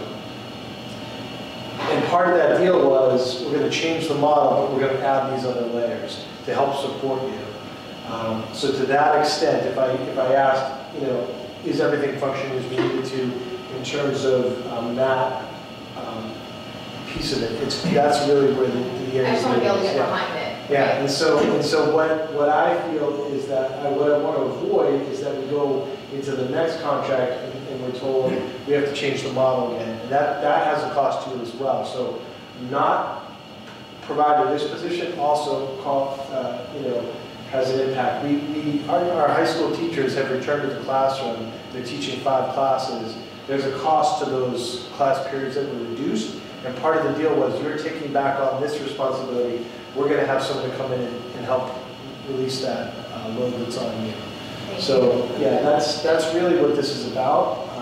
But then it's certainly, as I said, the priority of it being STEM is the other layer that affects the curriculum. I think we're doing a lot of great things, but we can always do better, especially in these areas of science and technology. And I think there's so much room for growth in that area. That's why I'm going to start with that. And just to clarify, so that a STEM coordinator would take some of the burden, it sounds like, off of the curriculum chairs that are also currently teaching a full load? They would. We actually proposed and have a model of what their bullets would kind of come off their job descriptions so that they could focus more on their classroom work.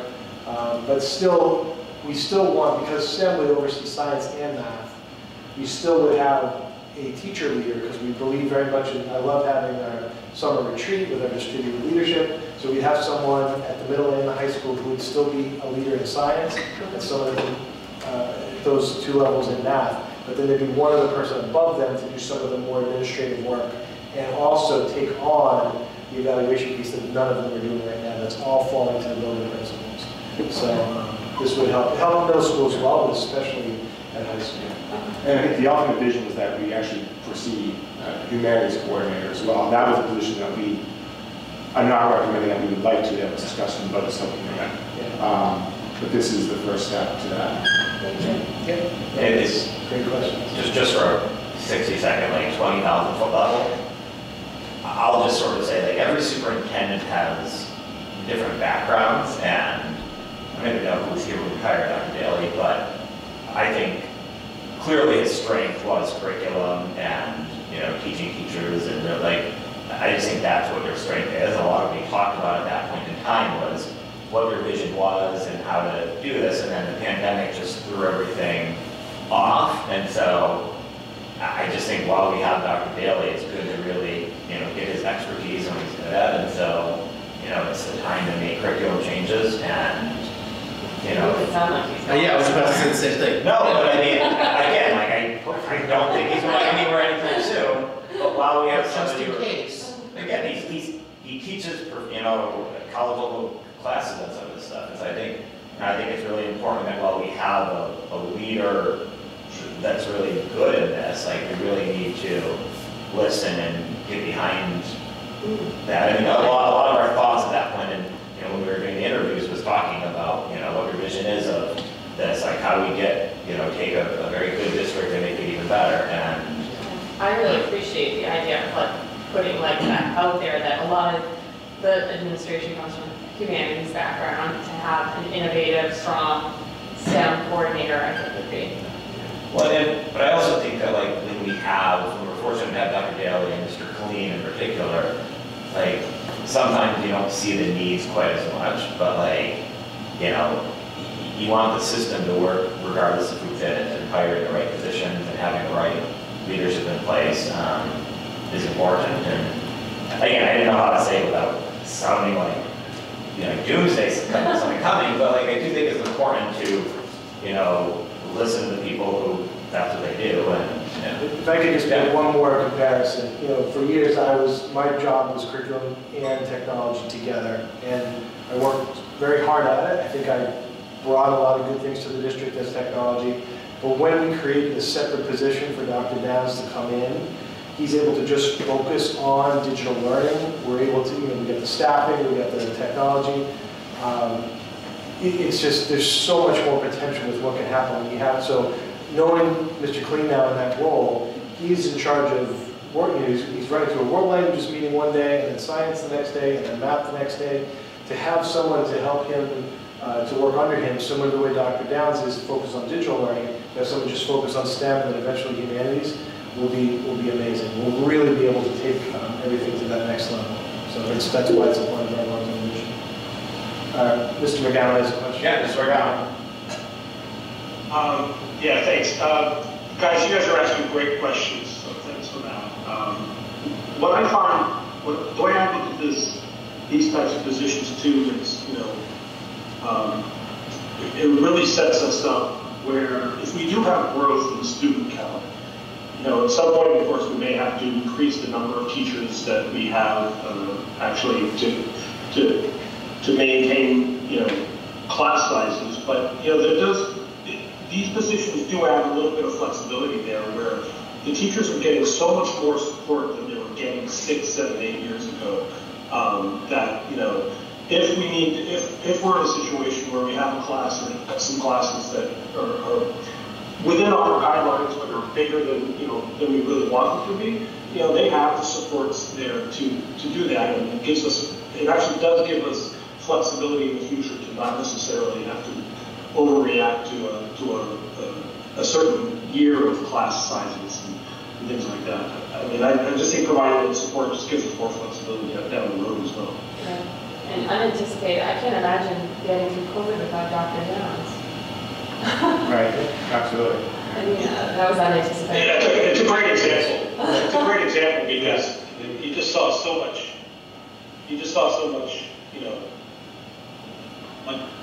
Dr. Downs said he did the rest, he did a lot of good stuff, the best he could, but then Dr. Downs comes in and it's just like explosion of stuff. I mean, the growth in technology, digital learning, I mean, for a while we had technology as a big rock in our strategic plan. Now it's just embedded with everything that we do. And I think that's where we're looking at, trying to get to that next level with these positions. Sorry to keep derailing. I know. Did we cover all these? Yeah. Okay. So this is just sort of... It all speaks to this slide too. It does. So this is sort of a reminder to along the site that there are, since the pandemic, since fiscal year 21, the district has had these kind of emergency school and secondary relief federal grants known as ESSAR. And the timeline is ticking on the final allotment of these grants. So we're in fiscal 23, as a reminder. Next year, the budget we're proposing is fiscal 24, and that would be the final year that we would have access to these funds. And we've tried to do as strategically as we could look at it, spread the funding out over, we're really talking 4 fiscal years now, to avoid sort of the funding cliff. We didn't spend it all at once.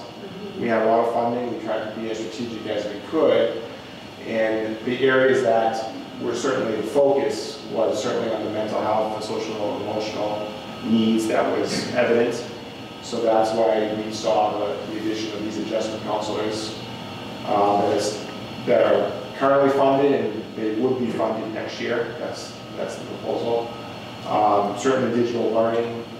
We grew from a one-to-one district, kind of 6 through 12, and then we expanded that K through 12. This position was vital, and we couldn't do this without it, with the support.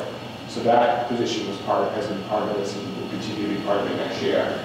And then obviously from the school health area, this additional Florida school nurse, we would not have made it through, or continued to make it through what we've had to adjust and deal with since the pandemic without this position. So we don't want to lose sight that these positions are continuing to be supported. They are in a federal grant. They are in need. We see them being in need beyond fiscal 24. So certainly next year, we're going to have that conversation. They're going to have to be, more than likely, we'll be recommending these be supported out of the operating budget. And right now, it's about a $213,000 kind of offset. That's how I'll jump off that bridge and come to it. Right. Well, I think it's hard to add. That's like adding another one, but then have 2 not funded. But I have a very basic question, and it may be an ignorant question, but the people that are in these roles right now, were they posted for 1 year positions each time, or are they full-time people that are, they're 1 year? They're 1 year positions. long-term side positions. Okay. Yes. So do one-time subs, and then if we bring them into the budget, presumably they wouldn't be one-year subs anymore, they would be full-time. Yeah, I mean, we manually posted them, but I think, some of them have been there, some of them have been going on a few years, so we've sort of looked at them as being part of our regular staff. Well, just for the amount, then with the amount change, it's not a long-term sub anymore, would that change? No. So, yeah, let me clarify that. Yeah. It's a little bit confusing I just- because people have actually moved. It's Some of the positions are still posted that way, but it wouldn't change the figures. But Right. that, the understanding, and we know, that That's right. if they were to go away, we would have to figure out how to work with the budget. and the amount listed is the grant amount, that's why it's not Yeah. necessarily Sure. the salary amount, so there's, There might be some that's sort of the budget. I'm trying to actually illustrate that this is the budgetary sort of impact that's kind of hanging out there. That's the portion of the grant. Portion of the grant covers. Is there any chance that we would lose any of these, just because if they are one-year positions, is there any chance that we might lose somebody if we don't make it from the earlier? I would say, Yes. I don't believe so. I don't think so. No. Because there were some other hirings due to other reasons as well. Yeah. I will just clarify too, the floater nurse position was one that's been in our plans for many years prior to COVID. It became essential during COVID, and we wanted to see that position moving forward. It's not a COVID position, but it became a non-negotiable. But there's actually savings there, we feel, overall with substitute nursing costs and the like, that it actually is it's a huge benefit. And then whenever not only when the nurse is not present, but when there are other additional tasks and screenings that nurses are asked to do, to have that floater person to be able to get around, or even to cover for the lead nurse so that she can go do some other things. We really think that's essential. So even though this was funded with COVID funding, it's not, it's something we've always needed, and we definitely see as important moving forward. It flows to all schools. It flows to all schools in the district. Yeah, we've, even the fact that in addition to the substitute, we always try to come up with an ideal ratio. The high school, middle school numbers are down now, but when those were at where they were a few years ago, when you're getting into the 1,500 range, your sort of the ratios, you really want to have more people at that building. So having that ability to float somebody up there makes a lot of sense as well. And sometimes the match gets very high. So to have even double support at a building at certain times is very helpful. And was floater custodian added last year officially or not? No, that was a position that we would love to have as well. It was on the list last year. Unfortunately, it did not make the final funding level. And again, that's another position that we would have loved to have proposed. It's on our list. We're just not recommending it because of the financial. And that's not being funded by ESSER funds right now. No, we don't have the position. No. There was a very brief moment where there was a custodial position that was added because of touch point cleaning that was in that federal grant. That's no longer the case. Not these grants. No, yeah. Okay. Those positions still exist. We just didn't present them to them. So where are we as our FY24 budget summary? So when we look at our general fund, again, that's the area that we asked the community to support at the annual town meeting to appropriate. Our fiscal year 24 request is $37,768,204. That is a little over $2 million higher than current fiscal year 23. I'm going to walk through some of the grants and revolving, the offsets. That's the last part of the presentation before we conclude in a moment. But that amount for fiscal 24 is almost $3.5 million, and that's about $57,000 higher than fiscal 23. And that main difference is the circuit breaker amount being higher as well. So when you look at a school budget, yes, we're asking the community to support $37.7 million, but because of our grants and revolving accounts, which I'll get into a little bit more detail in a moment, when you look at our total fund, it's really a $41 $1,265,517 figure, just between school budget, grants and revolving funds. We also, as we all know, receive several donations for a variety of purposes, for athletic programs, performing arts programs, extracurricular programs, and fine arts, our school field trips, our elementary enrichment programs that the PTOs and PTAs support.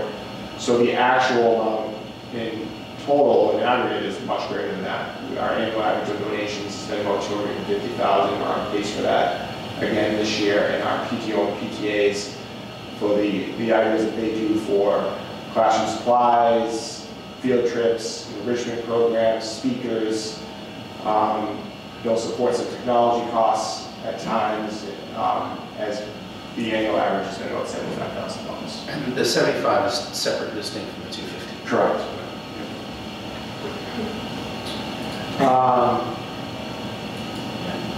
When we look at just another way of looking at the pie and the numbers, again, we look at between our salaries and our expenses.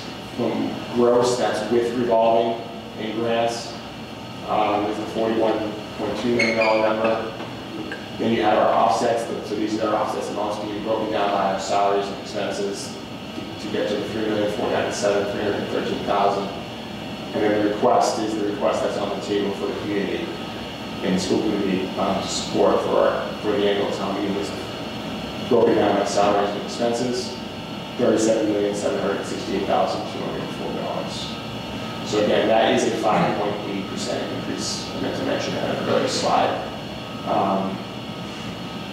over fiscal 2023. So I'm going to kind of touch upon sort of the total all funds, school funding sources. Obviously, the areas to the left, that's the general fund budget. That's the $37 million number we've been looking at, supported by our local contribution, taxes, local receipts, Chapter 70, state aid, all work to fund that number. And then the special revenue funds, federal grants, state grants, revolving funds, school committee donations, supported donations by our support groups, PTO, PTA, athletic and fine art, performing arts support groups, make up the remaining piece of the pie to make really the North Reading experience what it is for the students. So this is a chart we've been looking at for a number of years, and this gets into the question that Mr. Buckley had a little bit earlier. You can look at, this is the direct cost of each program that we assess a user fee or a tuition cost for. And these all flow into our revolving funds that directly offset the local budget, operating budget. And the amount notated there is a direct cost. So there's obviously indirect costs in areas, but this is direct costs of just salaries, the contract for busing, et cetera, and what the user fee contribution based on current user fee amount, what the annual amount that's been, what we've been receiving. So I mentioned earlier the busing it was mentioned. We were at one point, 2016, 17, 18, we were much closer at the 50% ratio, and we are at 30%. And I mean, that's the cost of busing we really saw an increase in the 2018 time frame, and it hasn't gotten cheaper since. Our rate, believe it or not, much cheaper than any area districts that we're paying for a bus. This would not do a lot, but I'm just curious, is a user fee been considered for parking? We have, believe it or not, in previous years, it has been considered, probably not since 2016, 2017 area. I'm trying to Mr. Webster proposed it. It did not go over well. It did not go over well by the community. It was part of our recommended proposal to help offset transportation and various costs. I think we were looking at a city parking fee. Sorry, the same formula apply in terms of financial ability, perhaps? I mean, I just think like, a lot of kids take bus because they can afford a car. Right. The kids that can afford a car. That was all kind of the reason that was being talked about. It didn't get the support at the time, but it's not the first time. We have proposed it in the past. I think hear from the community now on that. Yeah, I think the challenge that was proposed before, and I was not on that committee yet, I think the challenge that I saw was it wasn't tied directly to anything that's going to be used for. And so most of these fees, you can see exactly what you're paying for. You know, you're paying for a bus, you're paying for a sport, you know, coaches, things like that. Just to raise revenue that's not tied to something that you have to do. An expense. Yeah, that, it has to be, so a lot of these, I mean, there's restrictions on some of these. You have to spend it in an area that the revenue is coming in, so you can show how people in the parking lot and get plowing. That's exactly what it would be used. Would have offset the maintenance budget. Correct. And I think that was the challenge when it was proposed before. It was just like, I think the public saw it more as like just a way we could charge money and not to really offset a specific expense. And so, you know, all of these fees, I would say. Like to do, I can see where you wouldn't want to do it against busing, where the kids you drive, sort of the kids you drive versus the kids. I sort of get it. I mean, I get your point though. It's a good one. I think all of these fees are, it's funny because Dr. Dale and I were talking to students today who had part of the civics project. One of the questions was about user fees, so I of course spoke for far longer than Dr. Dale wanted me to, but I think the idea of user fees in general, the way you get rid of them is either having more revenue, which is an override to the town budget, not doing certain things, or increasing class size. So you spend less on, you know, instructional services and more on these things. And so you can't keep the same number of athletic programs and do it. I mean, if the user fee is paying for 38% of it, $310,000, if you bring the overall cost down to $500,000, you can pay it all out of the budget. But that means reducing sports. And I don't think anybody really wants any of the alternatives. But I think the point is, as things keep getting more and more expensive, these were set at like sort of 50-50, you know, and I think the 32% is a little bit misleading because we're trying to bring the kindergarten program down. So I think if you take out that one, you see 30, 38, 46, 43, 39, you know, we're probably around 40% right now. But I think the one that is most drastic that I'm worried about is busing, because not only is it going up a little bit each year, we haven't raised it in a while, but at the end of the third year of the contract, another $15. What's $15 in terms of dollar amount total? What's a $15 per bus increase in, you know, roughly? So, the total increase for next year. Is it 15 times 180 times 12? It would be 15 times 180 times 12, you got it. Yep. Yeah, 32,400. Yeah. So 32,400 more next year, so that are in 2 years. So, and even if you take, it's going up $5 this year and then $15 next year. So then, you know, in total, you're talking about the total cost being around just under $900,000 in 2 years. And we're paying $250 of that's being paid by the user fee. I just think the percentage sounds so low. I don't think we want to do it all in one big year. I think we have to think about these things. Yeah, and I ran some numbers on what some options could be. But, you know, I think in an ideal situation, the optional program, in a sense, so that's what we're not required to transport. So again, just as a reminder, we are required to transport any student in grades kindergarten through grade 6 that resides greater than 2 miles away from and they pay $0 now. And they pay $0, and that's a state law. Correct. So everyone else that's either within the 2 miles K through 6 or 7 through 12, regardless of distance, we're not required to transport. Obviously, it's a community service. It's helpful for the community that we provide that transportation for traffic flow and a variety of reasons, safe transportation to school. But that's when we assess the user fee to that. In an ideal situation, would the amount that we're collecting cover the optional program of number of buses? I would say perhaps yes. And at one point, I think that was the model, but that's the user fee covered that, but the costs have grown. We haven't wanted to increase fees, no one wants to do that.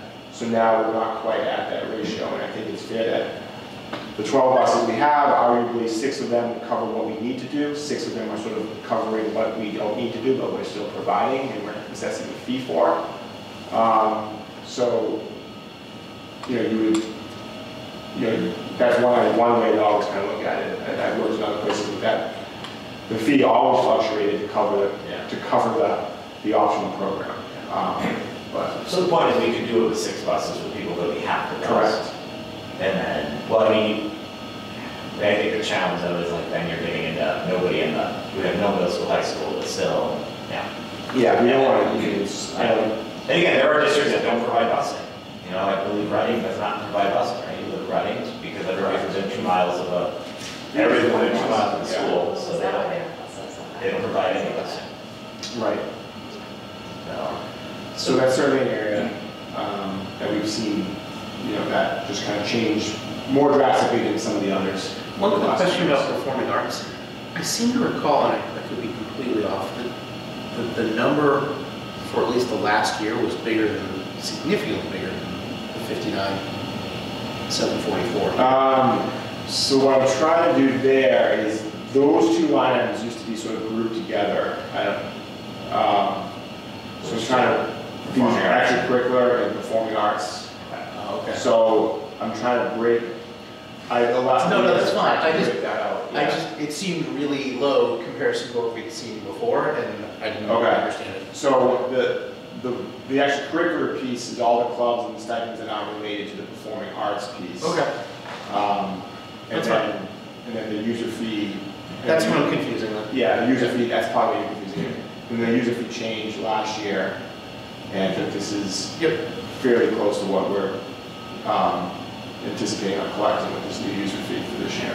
Okay. And again, just 2 points to try to call. I mean, number one, I still think we should do a universal cap. We see all the different fees. Yeah. I still think we need a universal cap, even if it costs us money, because some families that are paying all of these ones are paying a lot. So I still think we need that, and I think we need it this year. But again, like for a user fee contribution for the buses, you know, if it's an optional thing, if you're not required to do it, and you're taking, $100,000 out of the general fund, the point is that money could be spent on the Senate coordinator who this we're talking about, or other things. And so, when we're talking about increasing the user fee, it would be to directly support the budget that we want. And so, if we don't have the funds from somewhere, something's going to be cut. All right, I'll get my foot on the bus. This is a very helpful. I was thinking of that student today. It was really great. Yeah. But this is the side that's helpful, I think. The question she's asking. I just want to notate too on kindergarten, not to get off track, but I meant to mention earlier that in the slide it tries to show that my wording is a little strange. I want to clarify that. Our proposal does include a reduction from $3,000 tuition to $1,500. So if that were to happen, that revenue amount is reflected. That would be the projection, the $250. Right now we're at You're including the reduction. I'm including the reduction. With a $1,500 fee, you expect to bring in $250. Correct. So the cost of the program is going to be $1 million either way. Correct. Correct. And right now at the 3,000, we're closer to like 450. We wouldn't want that. But, yeah. And that's the one where like I think the convenience of the bus is great, and so I send 2 of my kids on the bus, and I really pay a lot more to not have to drive them and do the drop-off pickup here. But the kindergarten, I think we do need to get to because it's part of education, in my opinion. So I think Good job. we're good. Yeah. Yeah, it's 40. Yeah, we're getting there. If we can make this. Getting there. And it's hard. I mean, it's hard because I even had some parents who are paying it this year or paying it next year that said, oh, but if we pay it 1 year and then we keep all these other things, we keep small class sizes, I'm okay with it. But still, I mean, we should. Yeah. I mean, it should be part of the program. So it also makes us more competitive towns than other towns, and take advantage. Yeah. And the reality is, the state's going to end it at some point in the next couple of years anyway, so we have to not be relying on it. So.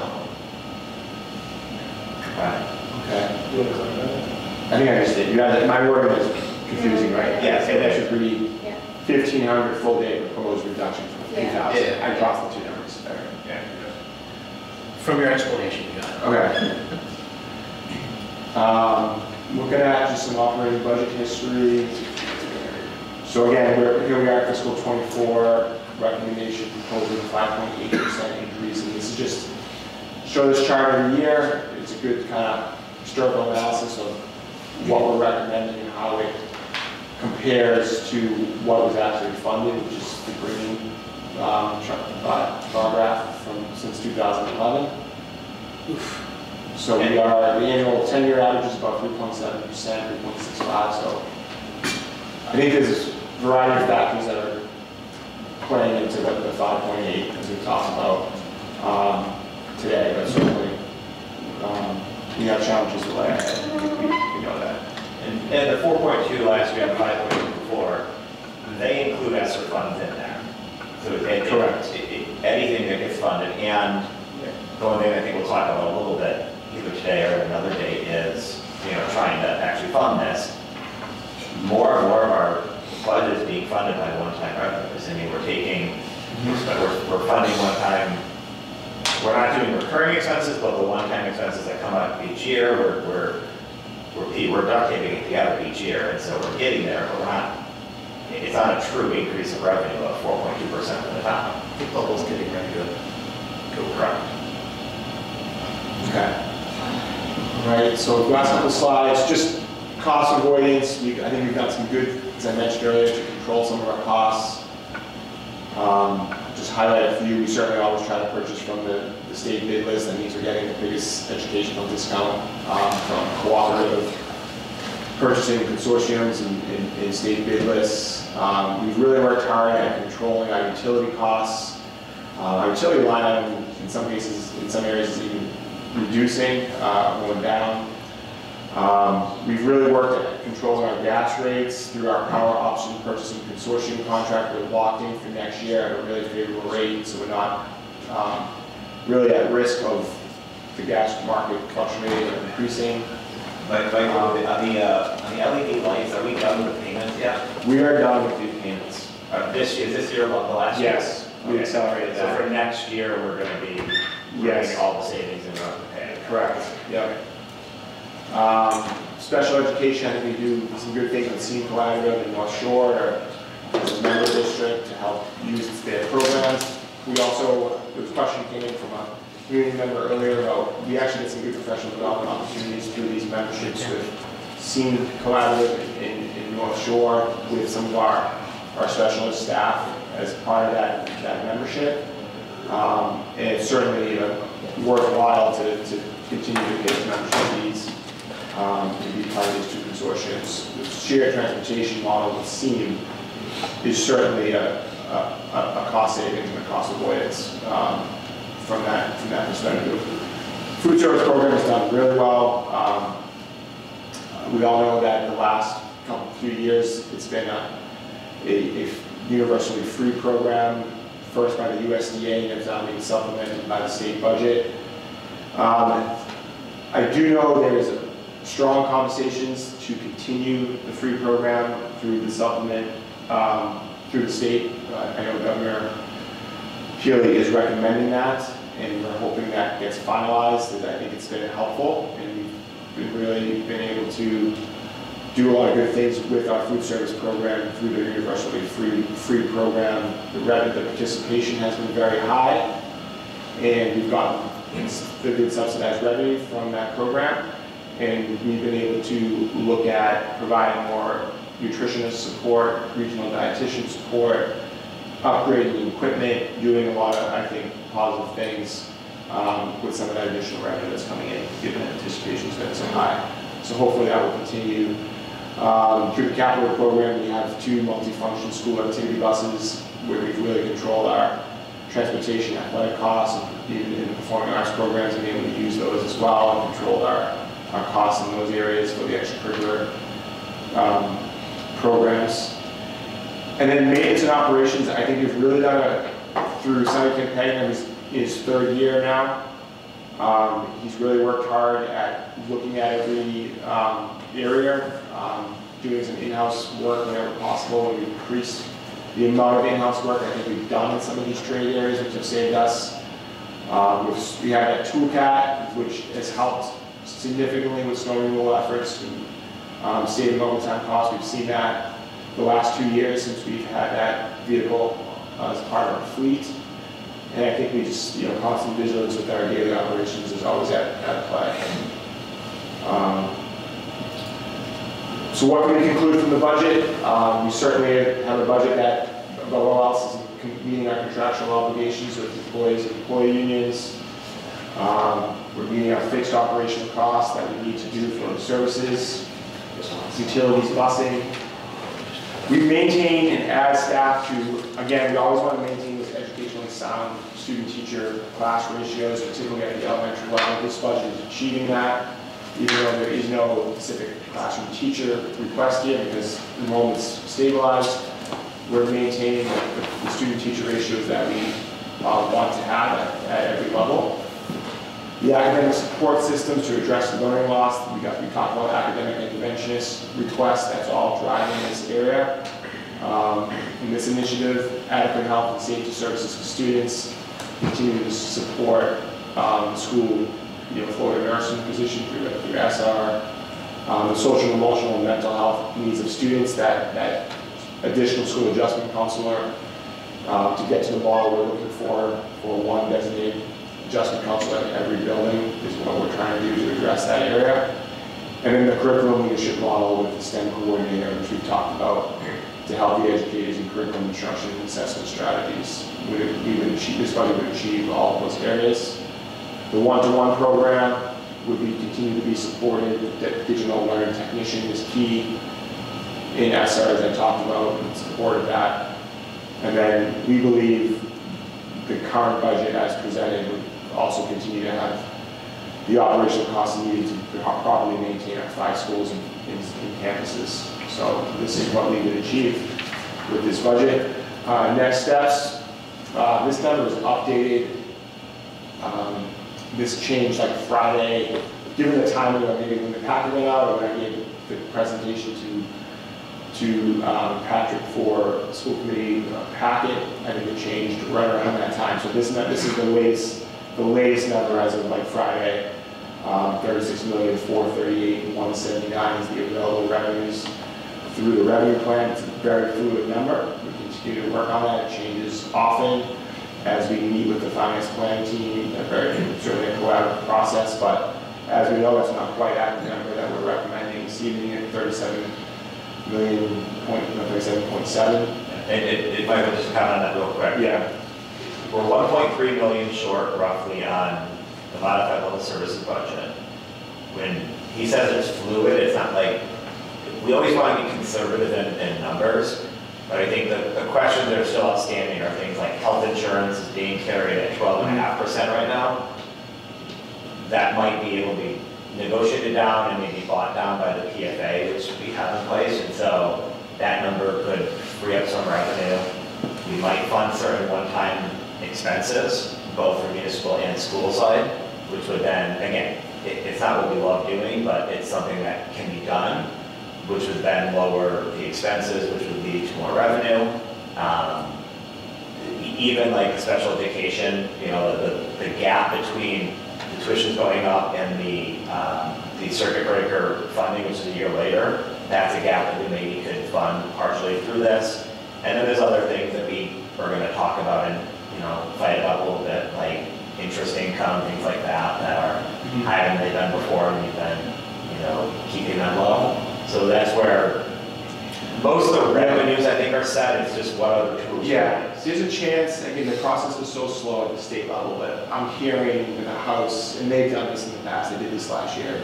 The governor's budget is now at the House level that they would potentially increase Chapter 70 funding by the minimum aid amount, which impacts us. A small amount, but it could go from $30 to $50 or $60, and we would see a small increase in that, in the range of like $65,000, but it could be something. So just to clarify for those at home, the slide, the first number 1, the number is $36,438,179. So slightly different than what's on the slide. So $36,438,179. So this is kind of the key dates. It's a budget webinar, which has been publicized on March 24th. We have a lunchtime 12 to 1 webinar. But I'll also notate there's a lot. If someone wants to more information on the budget, if you go to the district website under budget, there are some videos about revenue offsets, about the Chapter 7 formula. This presentation, I'll be posting a video, sort of a shortened version of this presentation this evening, by a 20-minute shortened version that will be posted as well. So there's lots of information out there, as well as a full budget book, where you can kind of go through and get that exact answers to your question. And there was a question earlier about the professional development budget, and I was trying to find the page at the time. I found it shortly after, but the operating amount is $167,128. I think I said it was a little over 100,000. I was trying to, so a lot of information is out there. School committee budget workshop, first one is scheduled for April 3rd, public hearing on April 10th. I'm assuming we're definitely going to need a second school committee budget workshop with the work that we have to do, so that is April 19th. Right now, we do a goal April 24th. Again, I think we could have some flexibility there if needed. I don't think we could go to like the first week in May if we had to. So we'll have to see what's happening. Finance committee is tentatively scheduled for April 26th, and our annual town meeting is on June 5th. Is that it? Michael, I missed this. The April 3rd budget meeting we had for 8:45 a.m. and then we had the other one on April 26th. Yeah, it's So 8:45. Do those dates work for you? Or They do, yeah. I think I forgot that it changed to 8:45. So April 3rd was but then the other date was April 26th, Wednesday at 3 p.m. Isn't April 19th school vacation week? Yeah. Yes. Oh, that's not okay. So that might just be. So ignore that. So we're in agreement with the dates we have, April 3rd and April 26th. All right. I'm looking at my old calendar. Yep, absolutely. Okay. A couple of quick comments as well, and then Town meeting is June 12th, so I think. All right. I missed this. We have to move the vote to 26. Well, I'll adjust this. yeah. So real quick, number one, just to point out, the municipal side is also still short, so we're not the only one with the budget gap. Theirs is lower than ours, but for level services. And then you're going to hear from the municipal side more about, like, they need to add firefighters because they're just short staffed. That's going to be a big potential increase for this year. And so we're not the only ones with the budget gap right now, so the municipal side has similar challenges. Have they been short in previous years, or? Usually they're short as well. They're short as well. We're all short, but I guess what I'm asking is, and I guess that doesn't have to be answered here, but like, are they especially short now? No, I think we're more short this year. So I mean, usually, if for every dollar that Scott, yeah, Rich. Do you mean dollar amount or percentage-wise? Well, I mean, for level services, I think the municipal side's in a better position than we are, and better than they are usually. But I think what's deceiving about that is there are some things that they're going to have to do that are not level services this year. So I think if you look at it, you say they're 350,000 short, and we're 1.3 million short. Because for every for every dollar that is freed up, we essentially get about 2/3 of that. Right.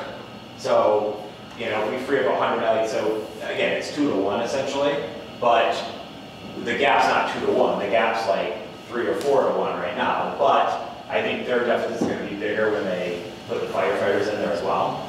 But then the three things I just want to call out real quick.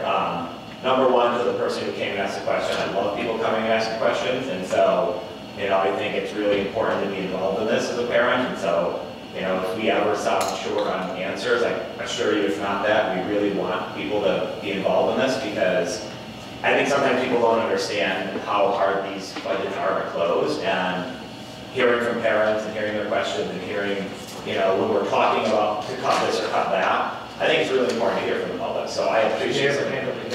So good, we'll hear from her in just 1 second. Second, I want to call out Mr. Connolly, because he's done an incredible job on putting this together. And I would also call out Neil Lazzola, the reporter, which, in the past couple of years, we haven't had coverage from the transcript. And so, I know that this is not Neil's full-time position, but I think it's incredibly important that some people can't attend these meetings, or they don't attend these meetings. I think it's incredibly important for the public to at least know what's going on.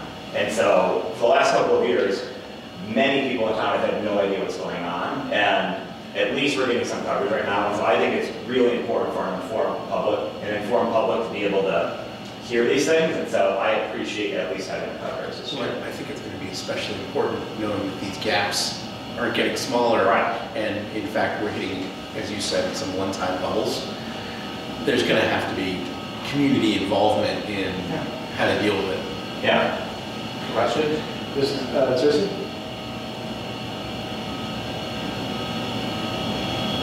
Hi, yeah, I just had a quick question in regards to, since there is an influx in out-of-district placement, if we could allot, a little bit of a bigger budget in regards to in-district options, would that save for out-of-placement later?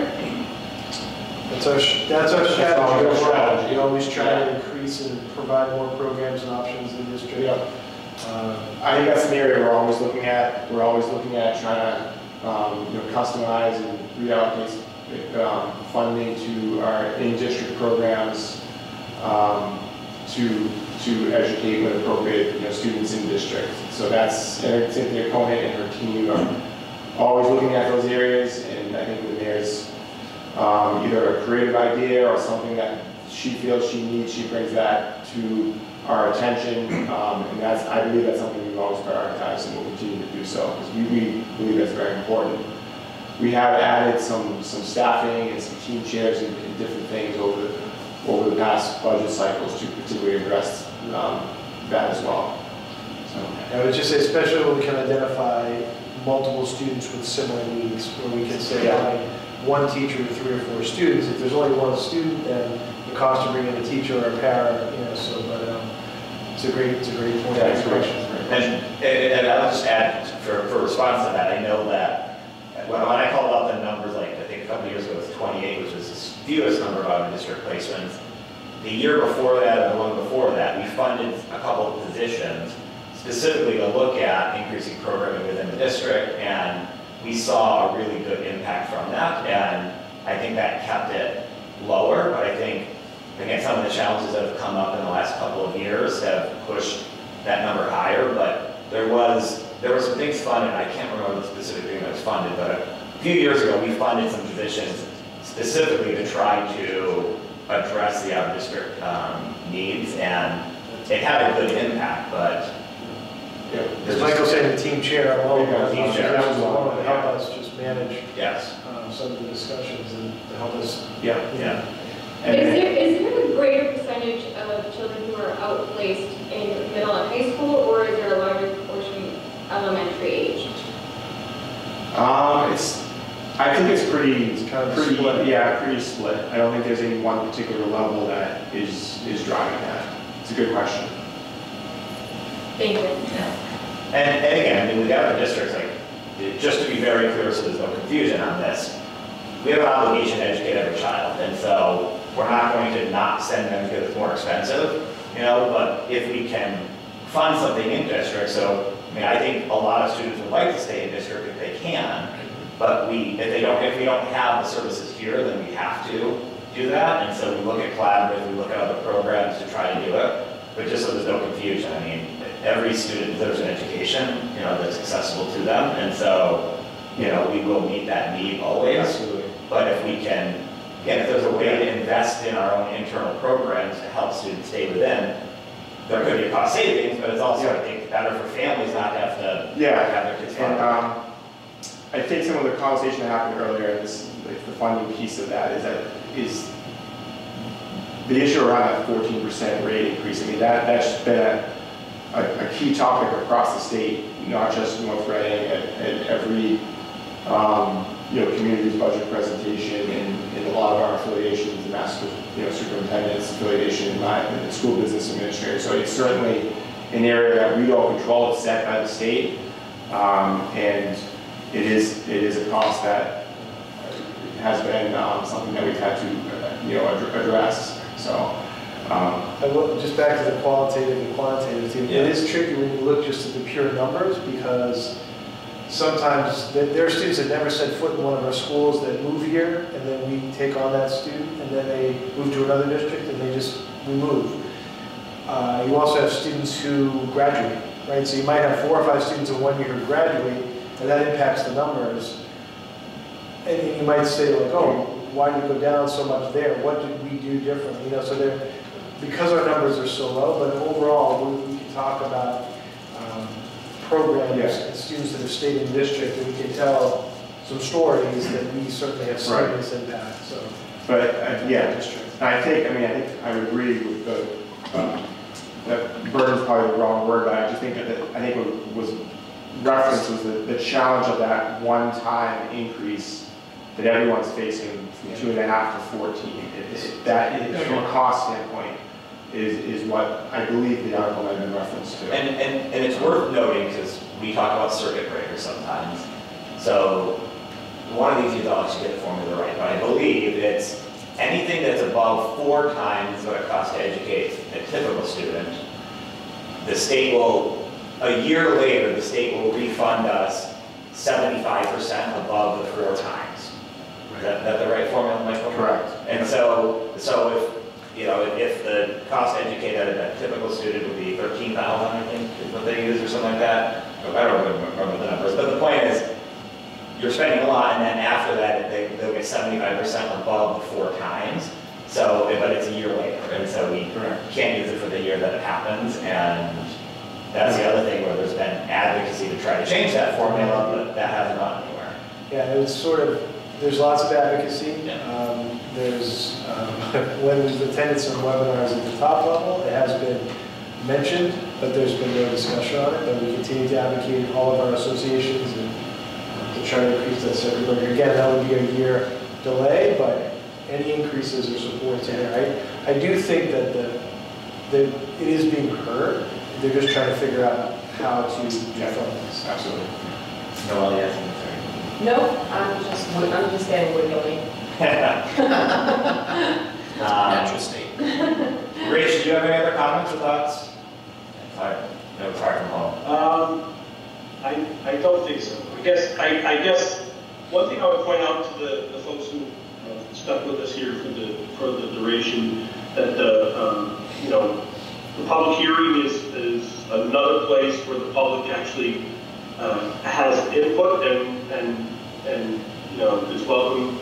We always are happy to answer questions when we can, but that is a specific time that we're sort of making some talking about any adjustments that we need to make, and that is as a public hearing, which is a very specific thing, that the public is welcome to come in and comment and react to what we're doing. So that's an important time. Thank you. Mr. Conway. Thank you very much. Thank you. Okay, going back around.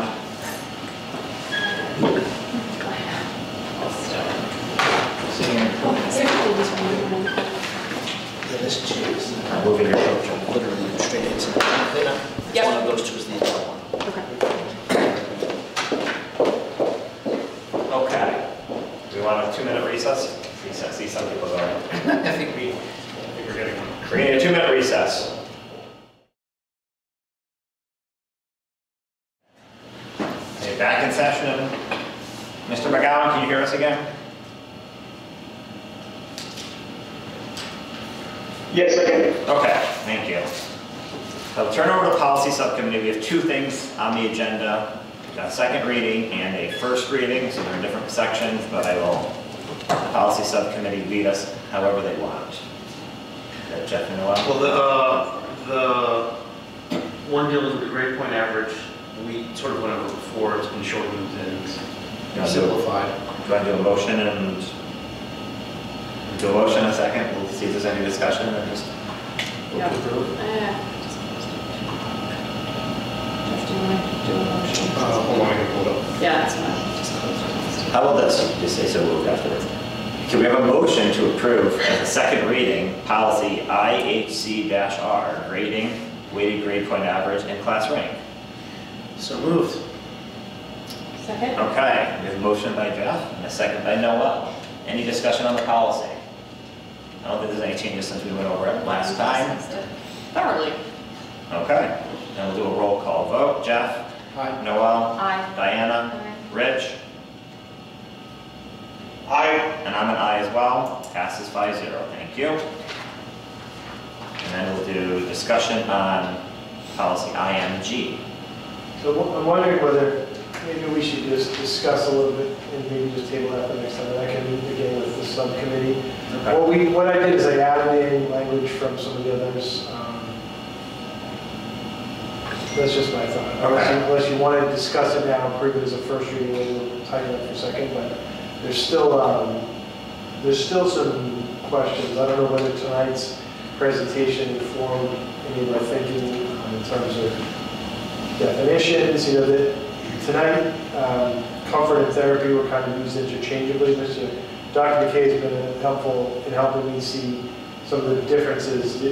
Therapeutic, in my understanding, is really in a clinical setting with small group of students. Comfort is more for everyone. Mm-hmm. So I tried to mirror that language in the Google Doc, and I highlighted in yellow some of those pieces. But we also heard tonight introduce the concept of an employee handler.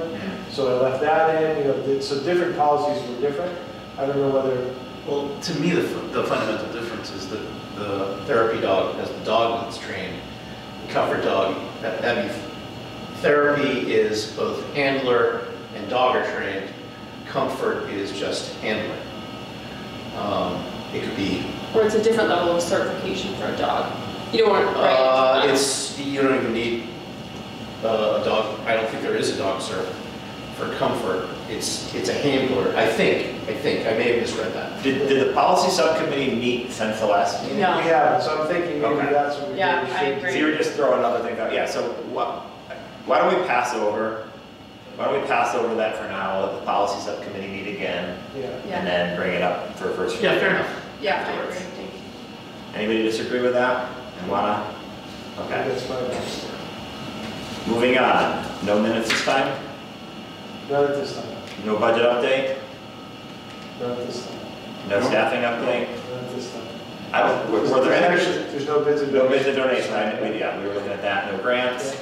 So subcommittee updates, finance planning team met the other day. I think, suffice to say, we already gave the update on what we talked about as part of the budget. Rich, is there anything else we didn't add?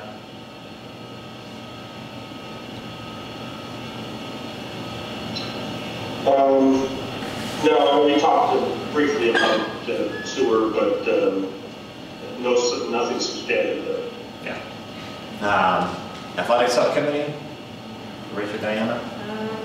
There was a winter season sports update, talked about the budget quickly, talked about the locker rooms down at the turf field and just the repairs and everything there, how to recognize state champs and the signage in town, and some creative ideas.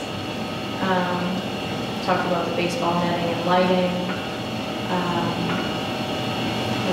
And then there was a seminar, et cetera, that you guys are going to about hate in school sports. March 17th. Is there everything working well with the scoreboard? The new scoreboard is installed and was working. Have all the controls. We went into training prior to spring games in the season for folks that will be operating it, and then get the youth groups involved as well. But it's working good. What's the date? I actually had a community member ask me, when's the new turf field going in and the summer? So it's going to be between, I don't know the exact time range, but I know Marty Tilt is expecting it to be a 6 to 7 week process, probably starting at the end of June and going to like the beginning of August. Okay, and the funding for that, it wasn't through the school budget, it was primarily capital, correct? So that was funded, there was a grant that funded 100,000 of it. The remaining came from the capital. The difference, because the base bid with the cost for bidding and overhead cost was higher than what they had appropriated.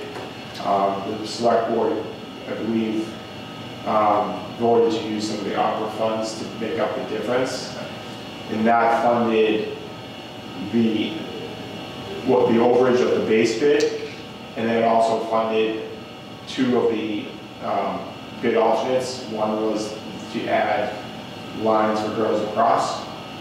The second, they funded half of it, was the logo. They're funding $7,500, and then it's our responsibility. We had approved it at a prior meeting to fund up to $7,500, so we will fund that. So the logo will be on our. Is that from athletic role? Yes. Yeah. Okay. Excellent. Fine Arts Subcommittee update? So we were talking about the jazz band competition, which apparently was already held. Did they say they came in second? Yeah, silver medal. Silver medal. That's awesome. That's fabulous. All Town Course, which is coming up in April 4th, I believe, and just mention police, fire, a reserve for that. The middle school is doing one act, right? You know a lot about that. And we talked a little bit about perhaps a stipend for middle school productions for sound support, because high school has one and the middle school shows are getting big enough that they might need them. Dr. Daly, anything else you want to say about that? So All Town Course is on the 4th of April, All Town Band is on the 11th. And sort of that, to speak to this, is really the process for adding new positions and what that looks like. It's got to be numbers driven, and it goes through the contract, but new ideas or proposals can come through the subcommittee, similar to the way if we needed to add a sport or an extra coach for athletics. They're trying to mirror that on the formula side. We talked about the show at the town library also. Yep, the library art show with all schools were represented. And is it still ongoing? It's still the time. Yeah, it was like the tiny art. There's the tiny art show, and then there's another. Then there's another one now that's up. Actually, I was there today, and it's up now. The one act is going to the semifinals on March 18th. Let's see. To piggyback on what Diana said in regards to town signs. We see the sports recognized going into towns, but the idea, which I think is a great idea, would be at those multiple entry points to maybe highlight something that is an arts achievement. So whether it's notorious or something like that, and just in concert with notorious. Yeah, or just winners of, and because sports, there's a lot of continued successes and stuff. Like, when are we updating that? Is it going to be like on a seasonal basis or what? Just sort of discuss that. District art show. Is that the April 3rd? It will run, it'll be there during the all-time day. Yeah. So that's Okay. All right. And that was about it, I think. So I would just add a couple things. One is, I believe it's this Thursday that Masters is showing their one-act play along with Wakefield. Is that right, Dr. Daly? Yeah. This Thursday? 16th, yep. I hope so, yes. Which I saw this, I think must have been last year before COVID. The Wakefield theater group, they do the show together. They'll put on their play and then they'll alternate. And it's actually a lot of fun. They see it as a dress rehearsal, but where they might go through some issues. But I think mostly they play it right through, and it's worth going to if anybody has a chance to. And then the other thing was about the signs. I think there's 2 different things we're talking about. One is signs that are on the roads already leading into town, and there's a lot of confusion as to who actually manages those, and because they have not been updated in quite some time. They still have a 2004 Little League championship on them. Yeah. And then we are talking about putting the sign on the campus somewhere, just for the schools, the high school's achievements as well. Absolutely. So yeah, I was going to add that as well. Good for bringing that up. The discussion now will be with the town just to talk about that. And there's obviously pros and cons to having legacy, right? And then talk about what they could look like. There's some good ideas brought forward about could different signs represent different areas? Could different signs represent different different areas of athletics, arts, things. There's different ways to think about it. And then, as Mr. McGowan mentioned, also having something local on campus. So we've talked a lot about different ideas, and we've definitely got a lot to build on. I'll just add, I did get to see the Maskers one act. It was fantastic. We hosted that program, and we were one of the fortunate groups to go on. I did get to go see the band performance. It's the second year that they've done this competition, so to move that way. I didn't get to see the performance because I was at a meeting, but I was able, as soon as I got there, they were still getting the feedback. So I got to see them play pieces of it. They get feedback from the expert, but he actually composed some of the music that many of the bands were composing for that. So to actually get feedback from the composer, telling them, you know, you could try this, you could try that. I mean, it was fascinating to see. I felt like it was a behind-the-scenes documentary I was getting to see. They kind of walked me in the back there, so I was very lucky to get to see that. So congrats to Mr. Owens and his group for doing just a fantastic job with that. So Mr. Owens, I'll just note also, today was recognized with a Trusted Adult Award from the community. So that was that was great as well. So just something to know. Nice. Any administrative report? No, one thing I just wanted to note, I think we did move it didn't get reflected here, but we moved the date for the next meeting to the 24th. For the Fine Arts Subcommittee, but the 23rd of May for the Athletic Subcommittee. So I'll update that moving forward. Okay. So that's so the next Finance Planning meeting is March 25th. Athletic and Fine Arts are what are they, March? Whatever. Whatever you just said. Whatever's on the record. May 23rd May. For Athletic Subcommittee, May 24th. Okay. No more administrative report, no correspondence. Yeah, I just wanted to share, in case are there any questions about what I sent out about snow and maybe the thinking there and what we did. We're canceled all week, right? Is that what you're saying? And it's very, very confusing, but trying to make it as simple as possible. So to go tomorrow tomorrow is the half day for everyone. Wednesday is now a full day, but if there is a need for a delay, part of the issue, just to be clear, is like if you were to call a delayed opening on a day when there's also a half day, you can't do that. So now we're in a bit of a scenario where we might have, elementary having to come back at the end of June and not secondary. It would have been. So by moving it to Tuesday, it makes Wednesday its own thing. The Thursday conference day will still continue, and the Friday full day PD, half day PD for the district would continue based on this plan. So more updates to come. Hopefully everything turns to rain. That's our hope. But our goal is to. Kids though. Yeah. But if we get in the half day tomorrow, and if we at least could do a delay on Wednesday, if that were possible, those would count as full days and need to be reimbursed. Right. Once you're in the finance planning team, you realize that you never want snow because snow costs money to remove. So it all comes out of the budget somewhere. It's true. And that is a number that changes because a few meetings ago, it's like, knock on wood, we have that. And now it's like storm after storm. Yeah. Okay, future business. Monday, March 27th, we have a meeting at 6:30 p.m. Monday, April 3rd is the first budget workshop. As noted, it's 8:45 in the morning. April 10th is the budget public hearing that Rich called out at 6:30 p.m. And April 24th is the budget vote. We also might have a second budget workshop depending on how things go, but that's the goal right now. If there's nothing more, I'll entertain a motion to adjourn. Motion to adjourn. Second. We have a motion, we have a second. Jeff? Aye. Noel? Aye. Diana? Aye. Rich? Aye. I'm an aye as well, 5-0. Thank you, everyone.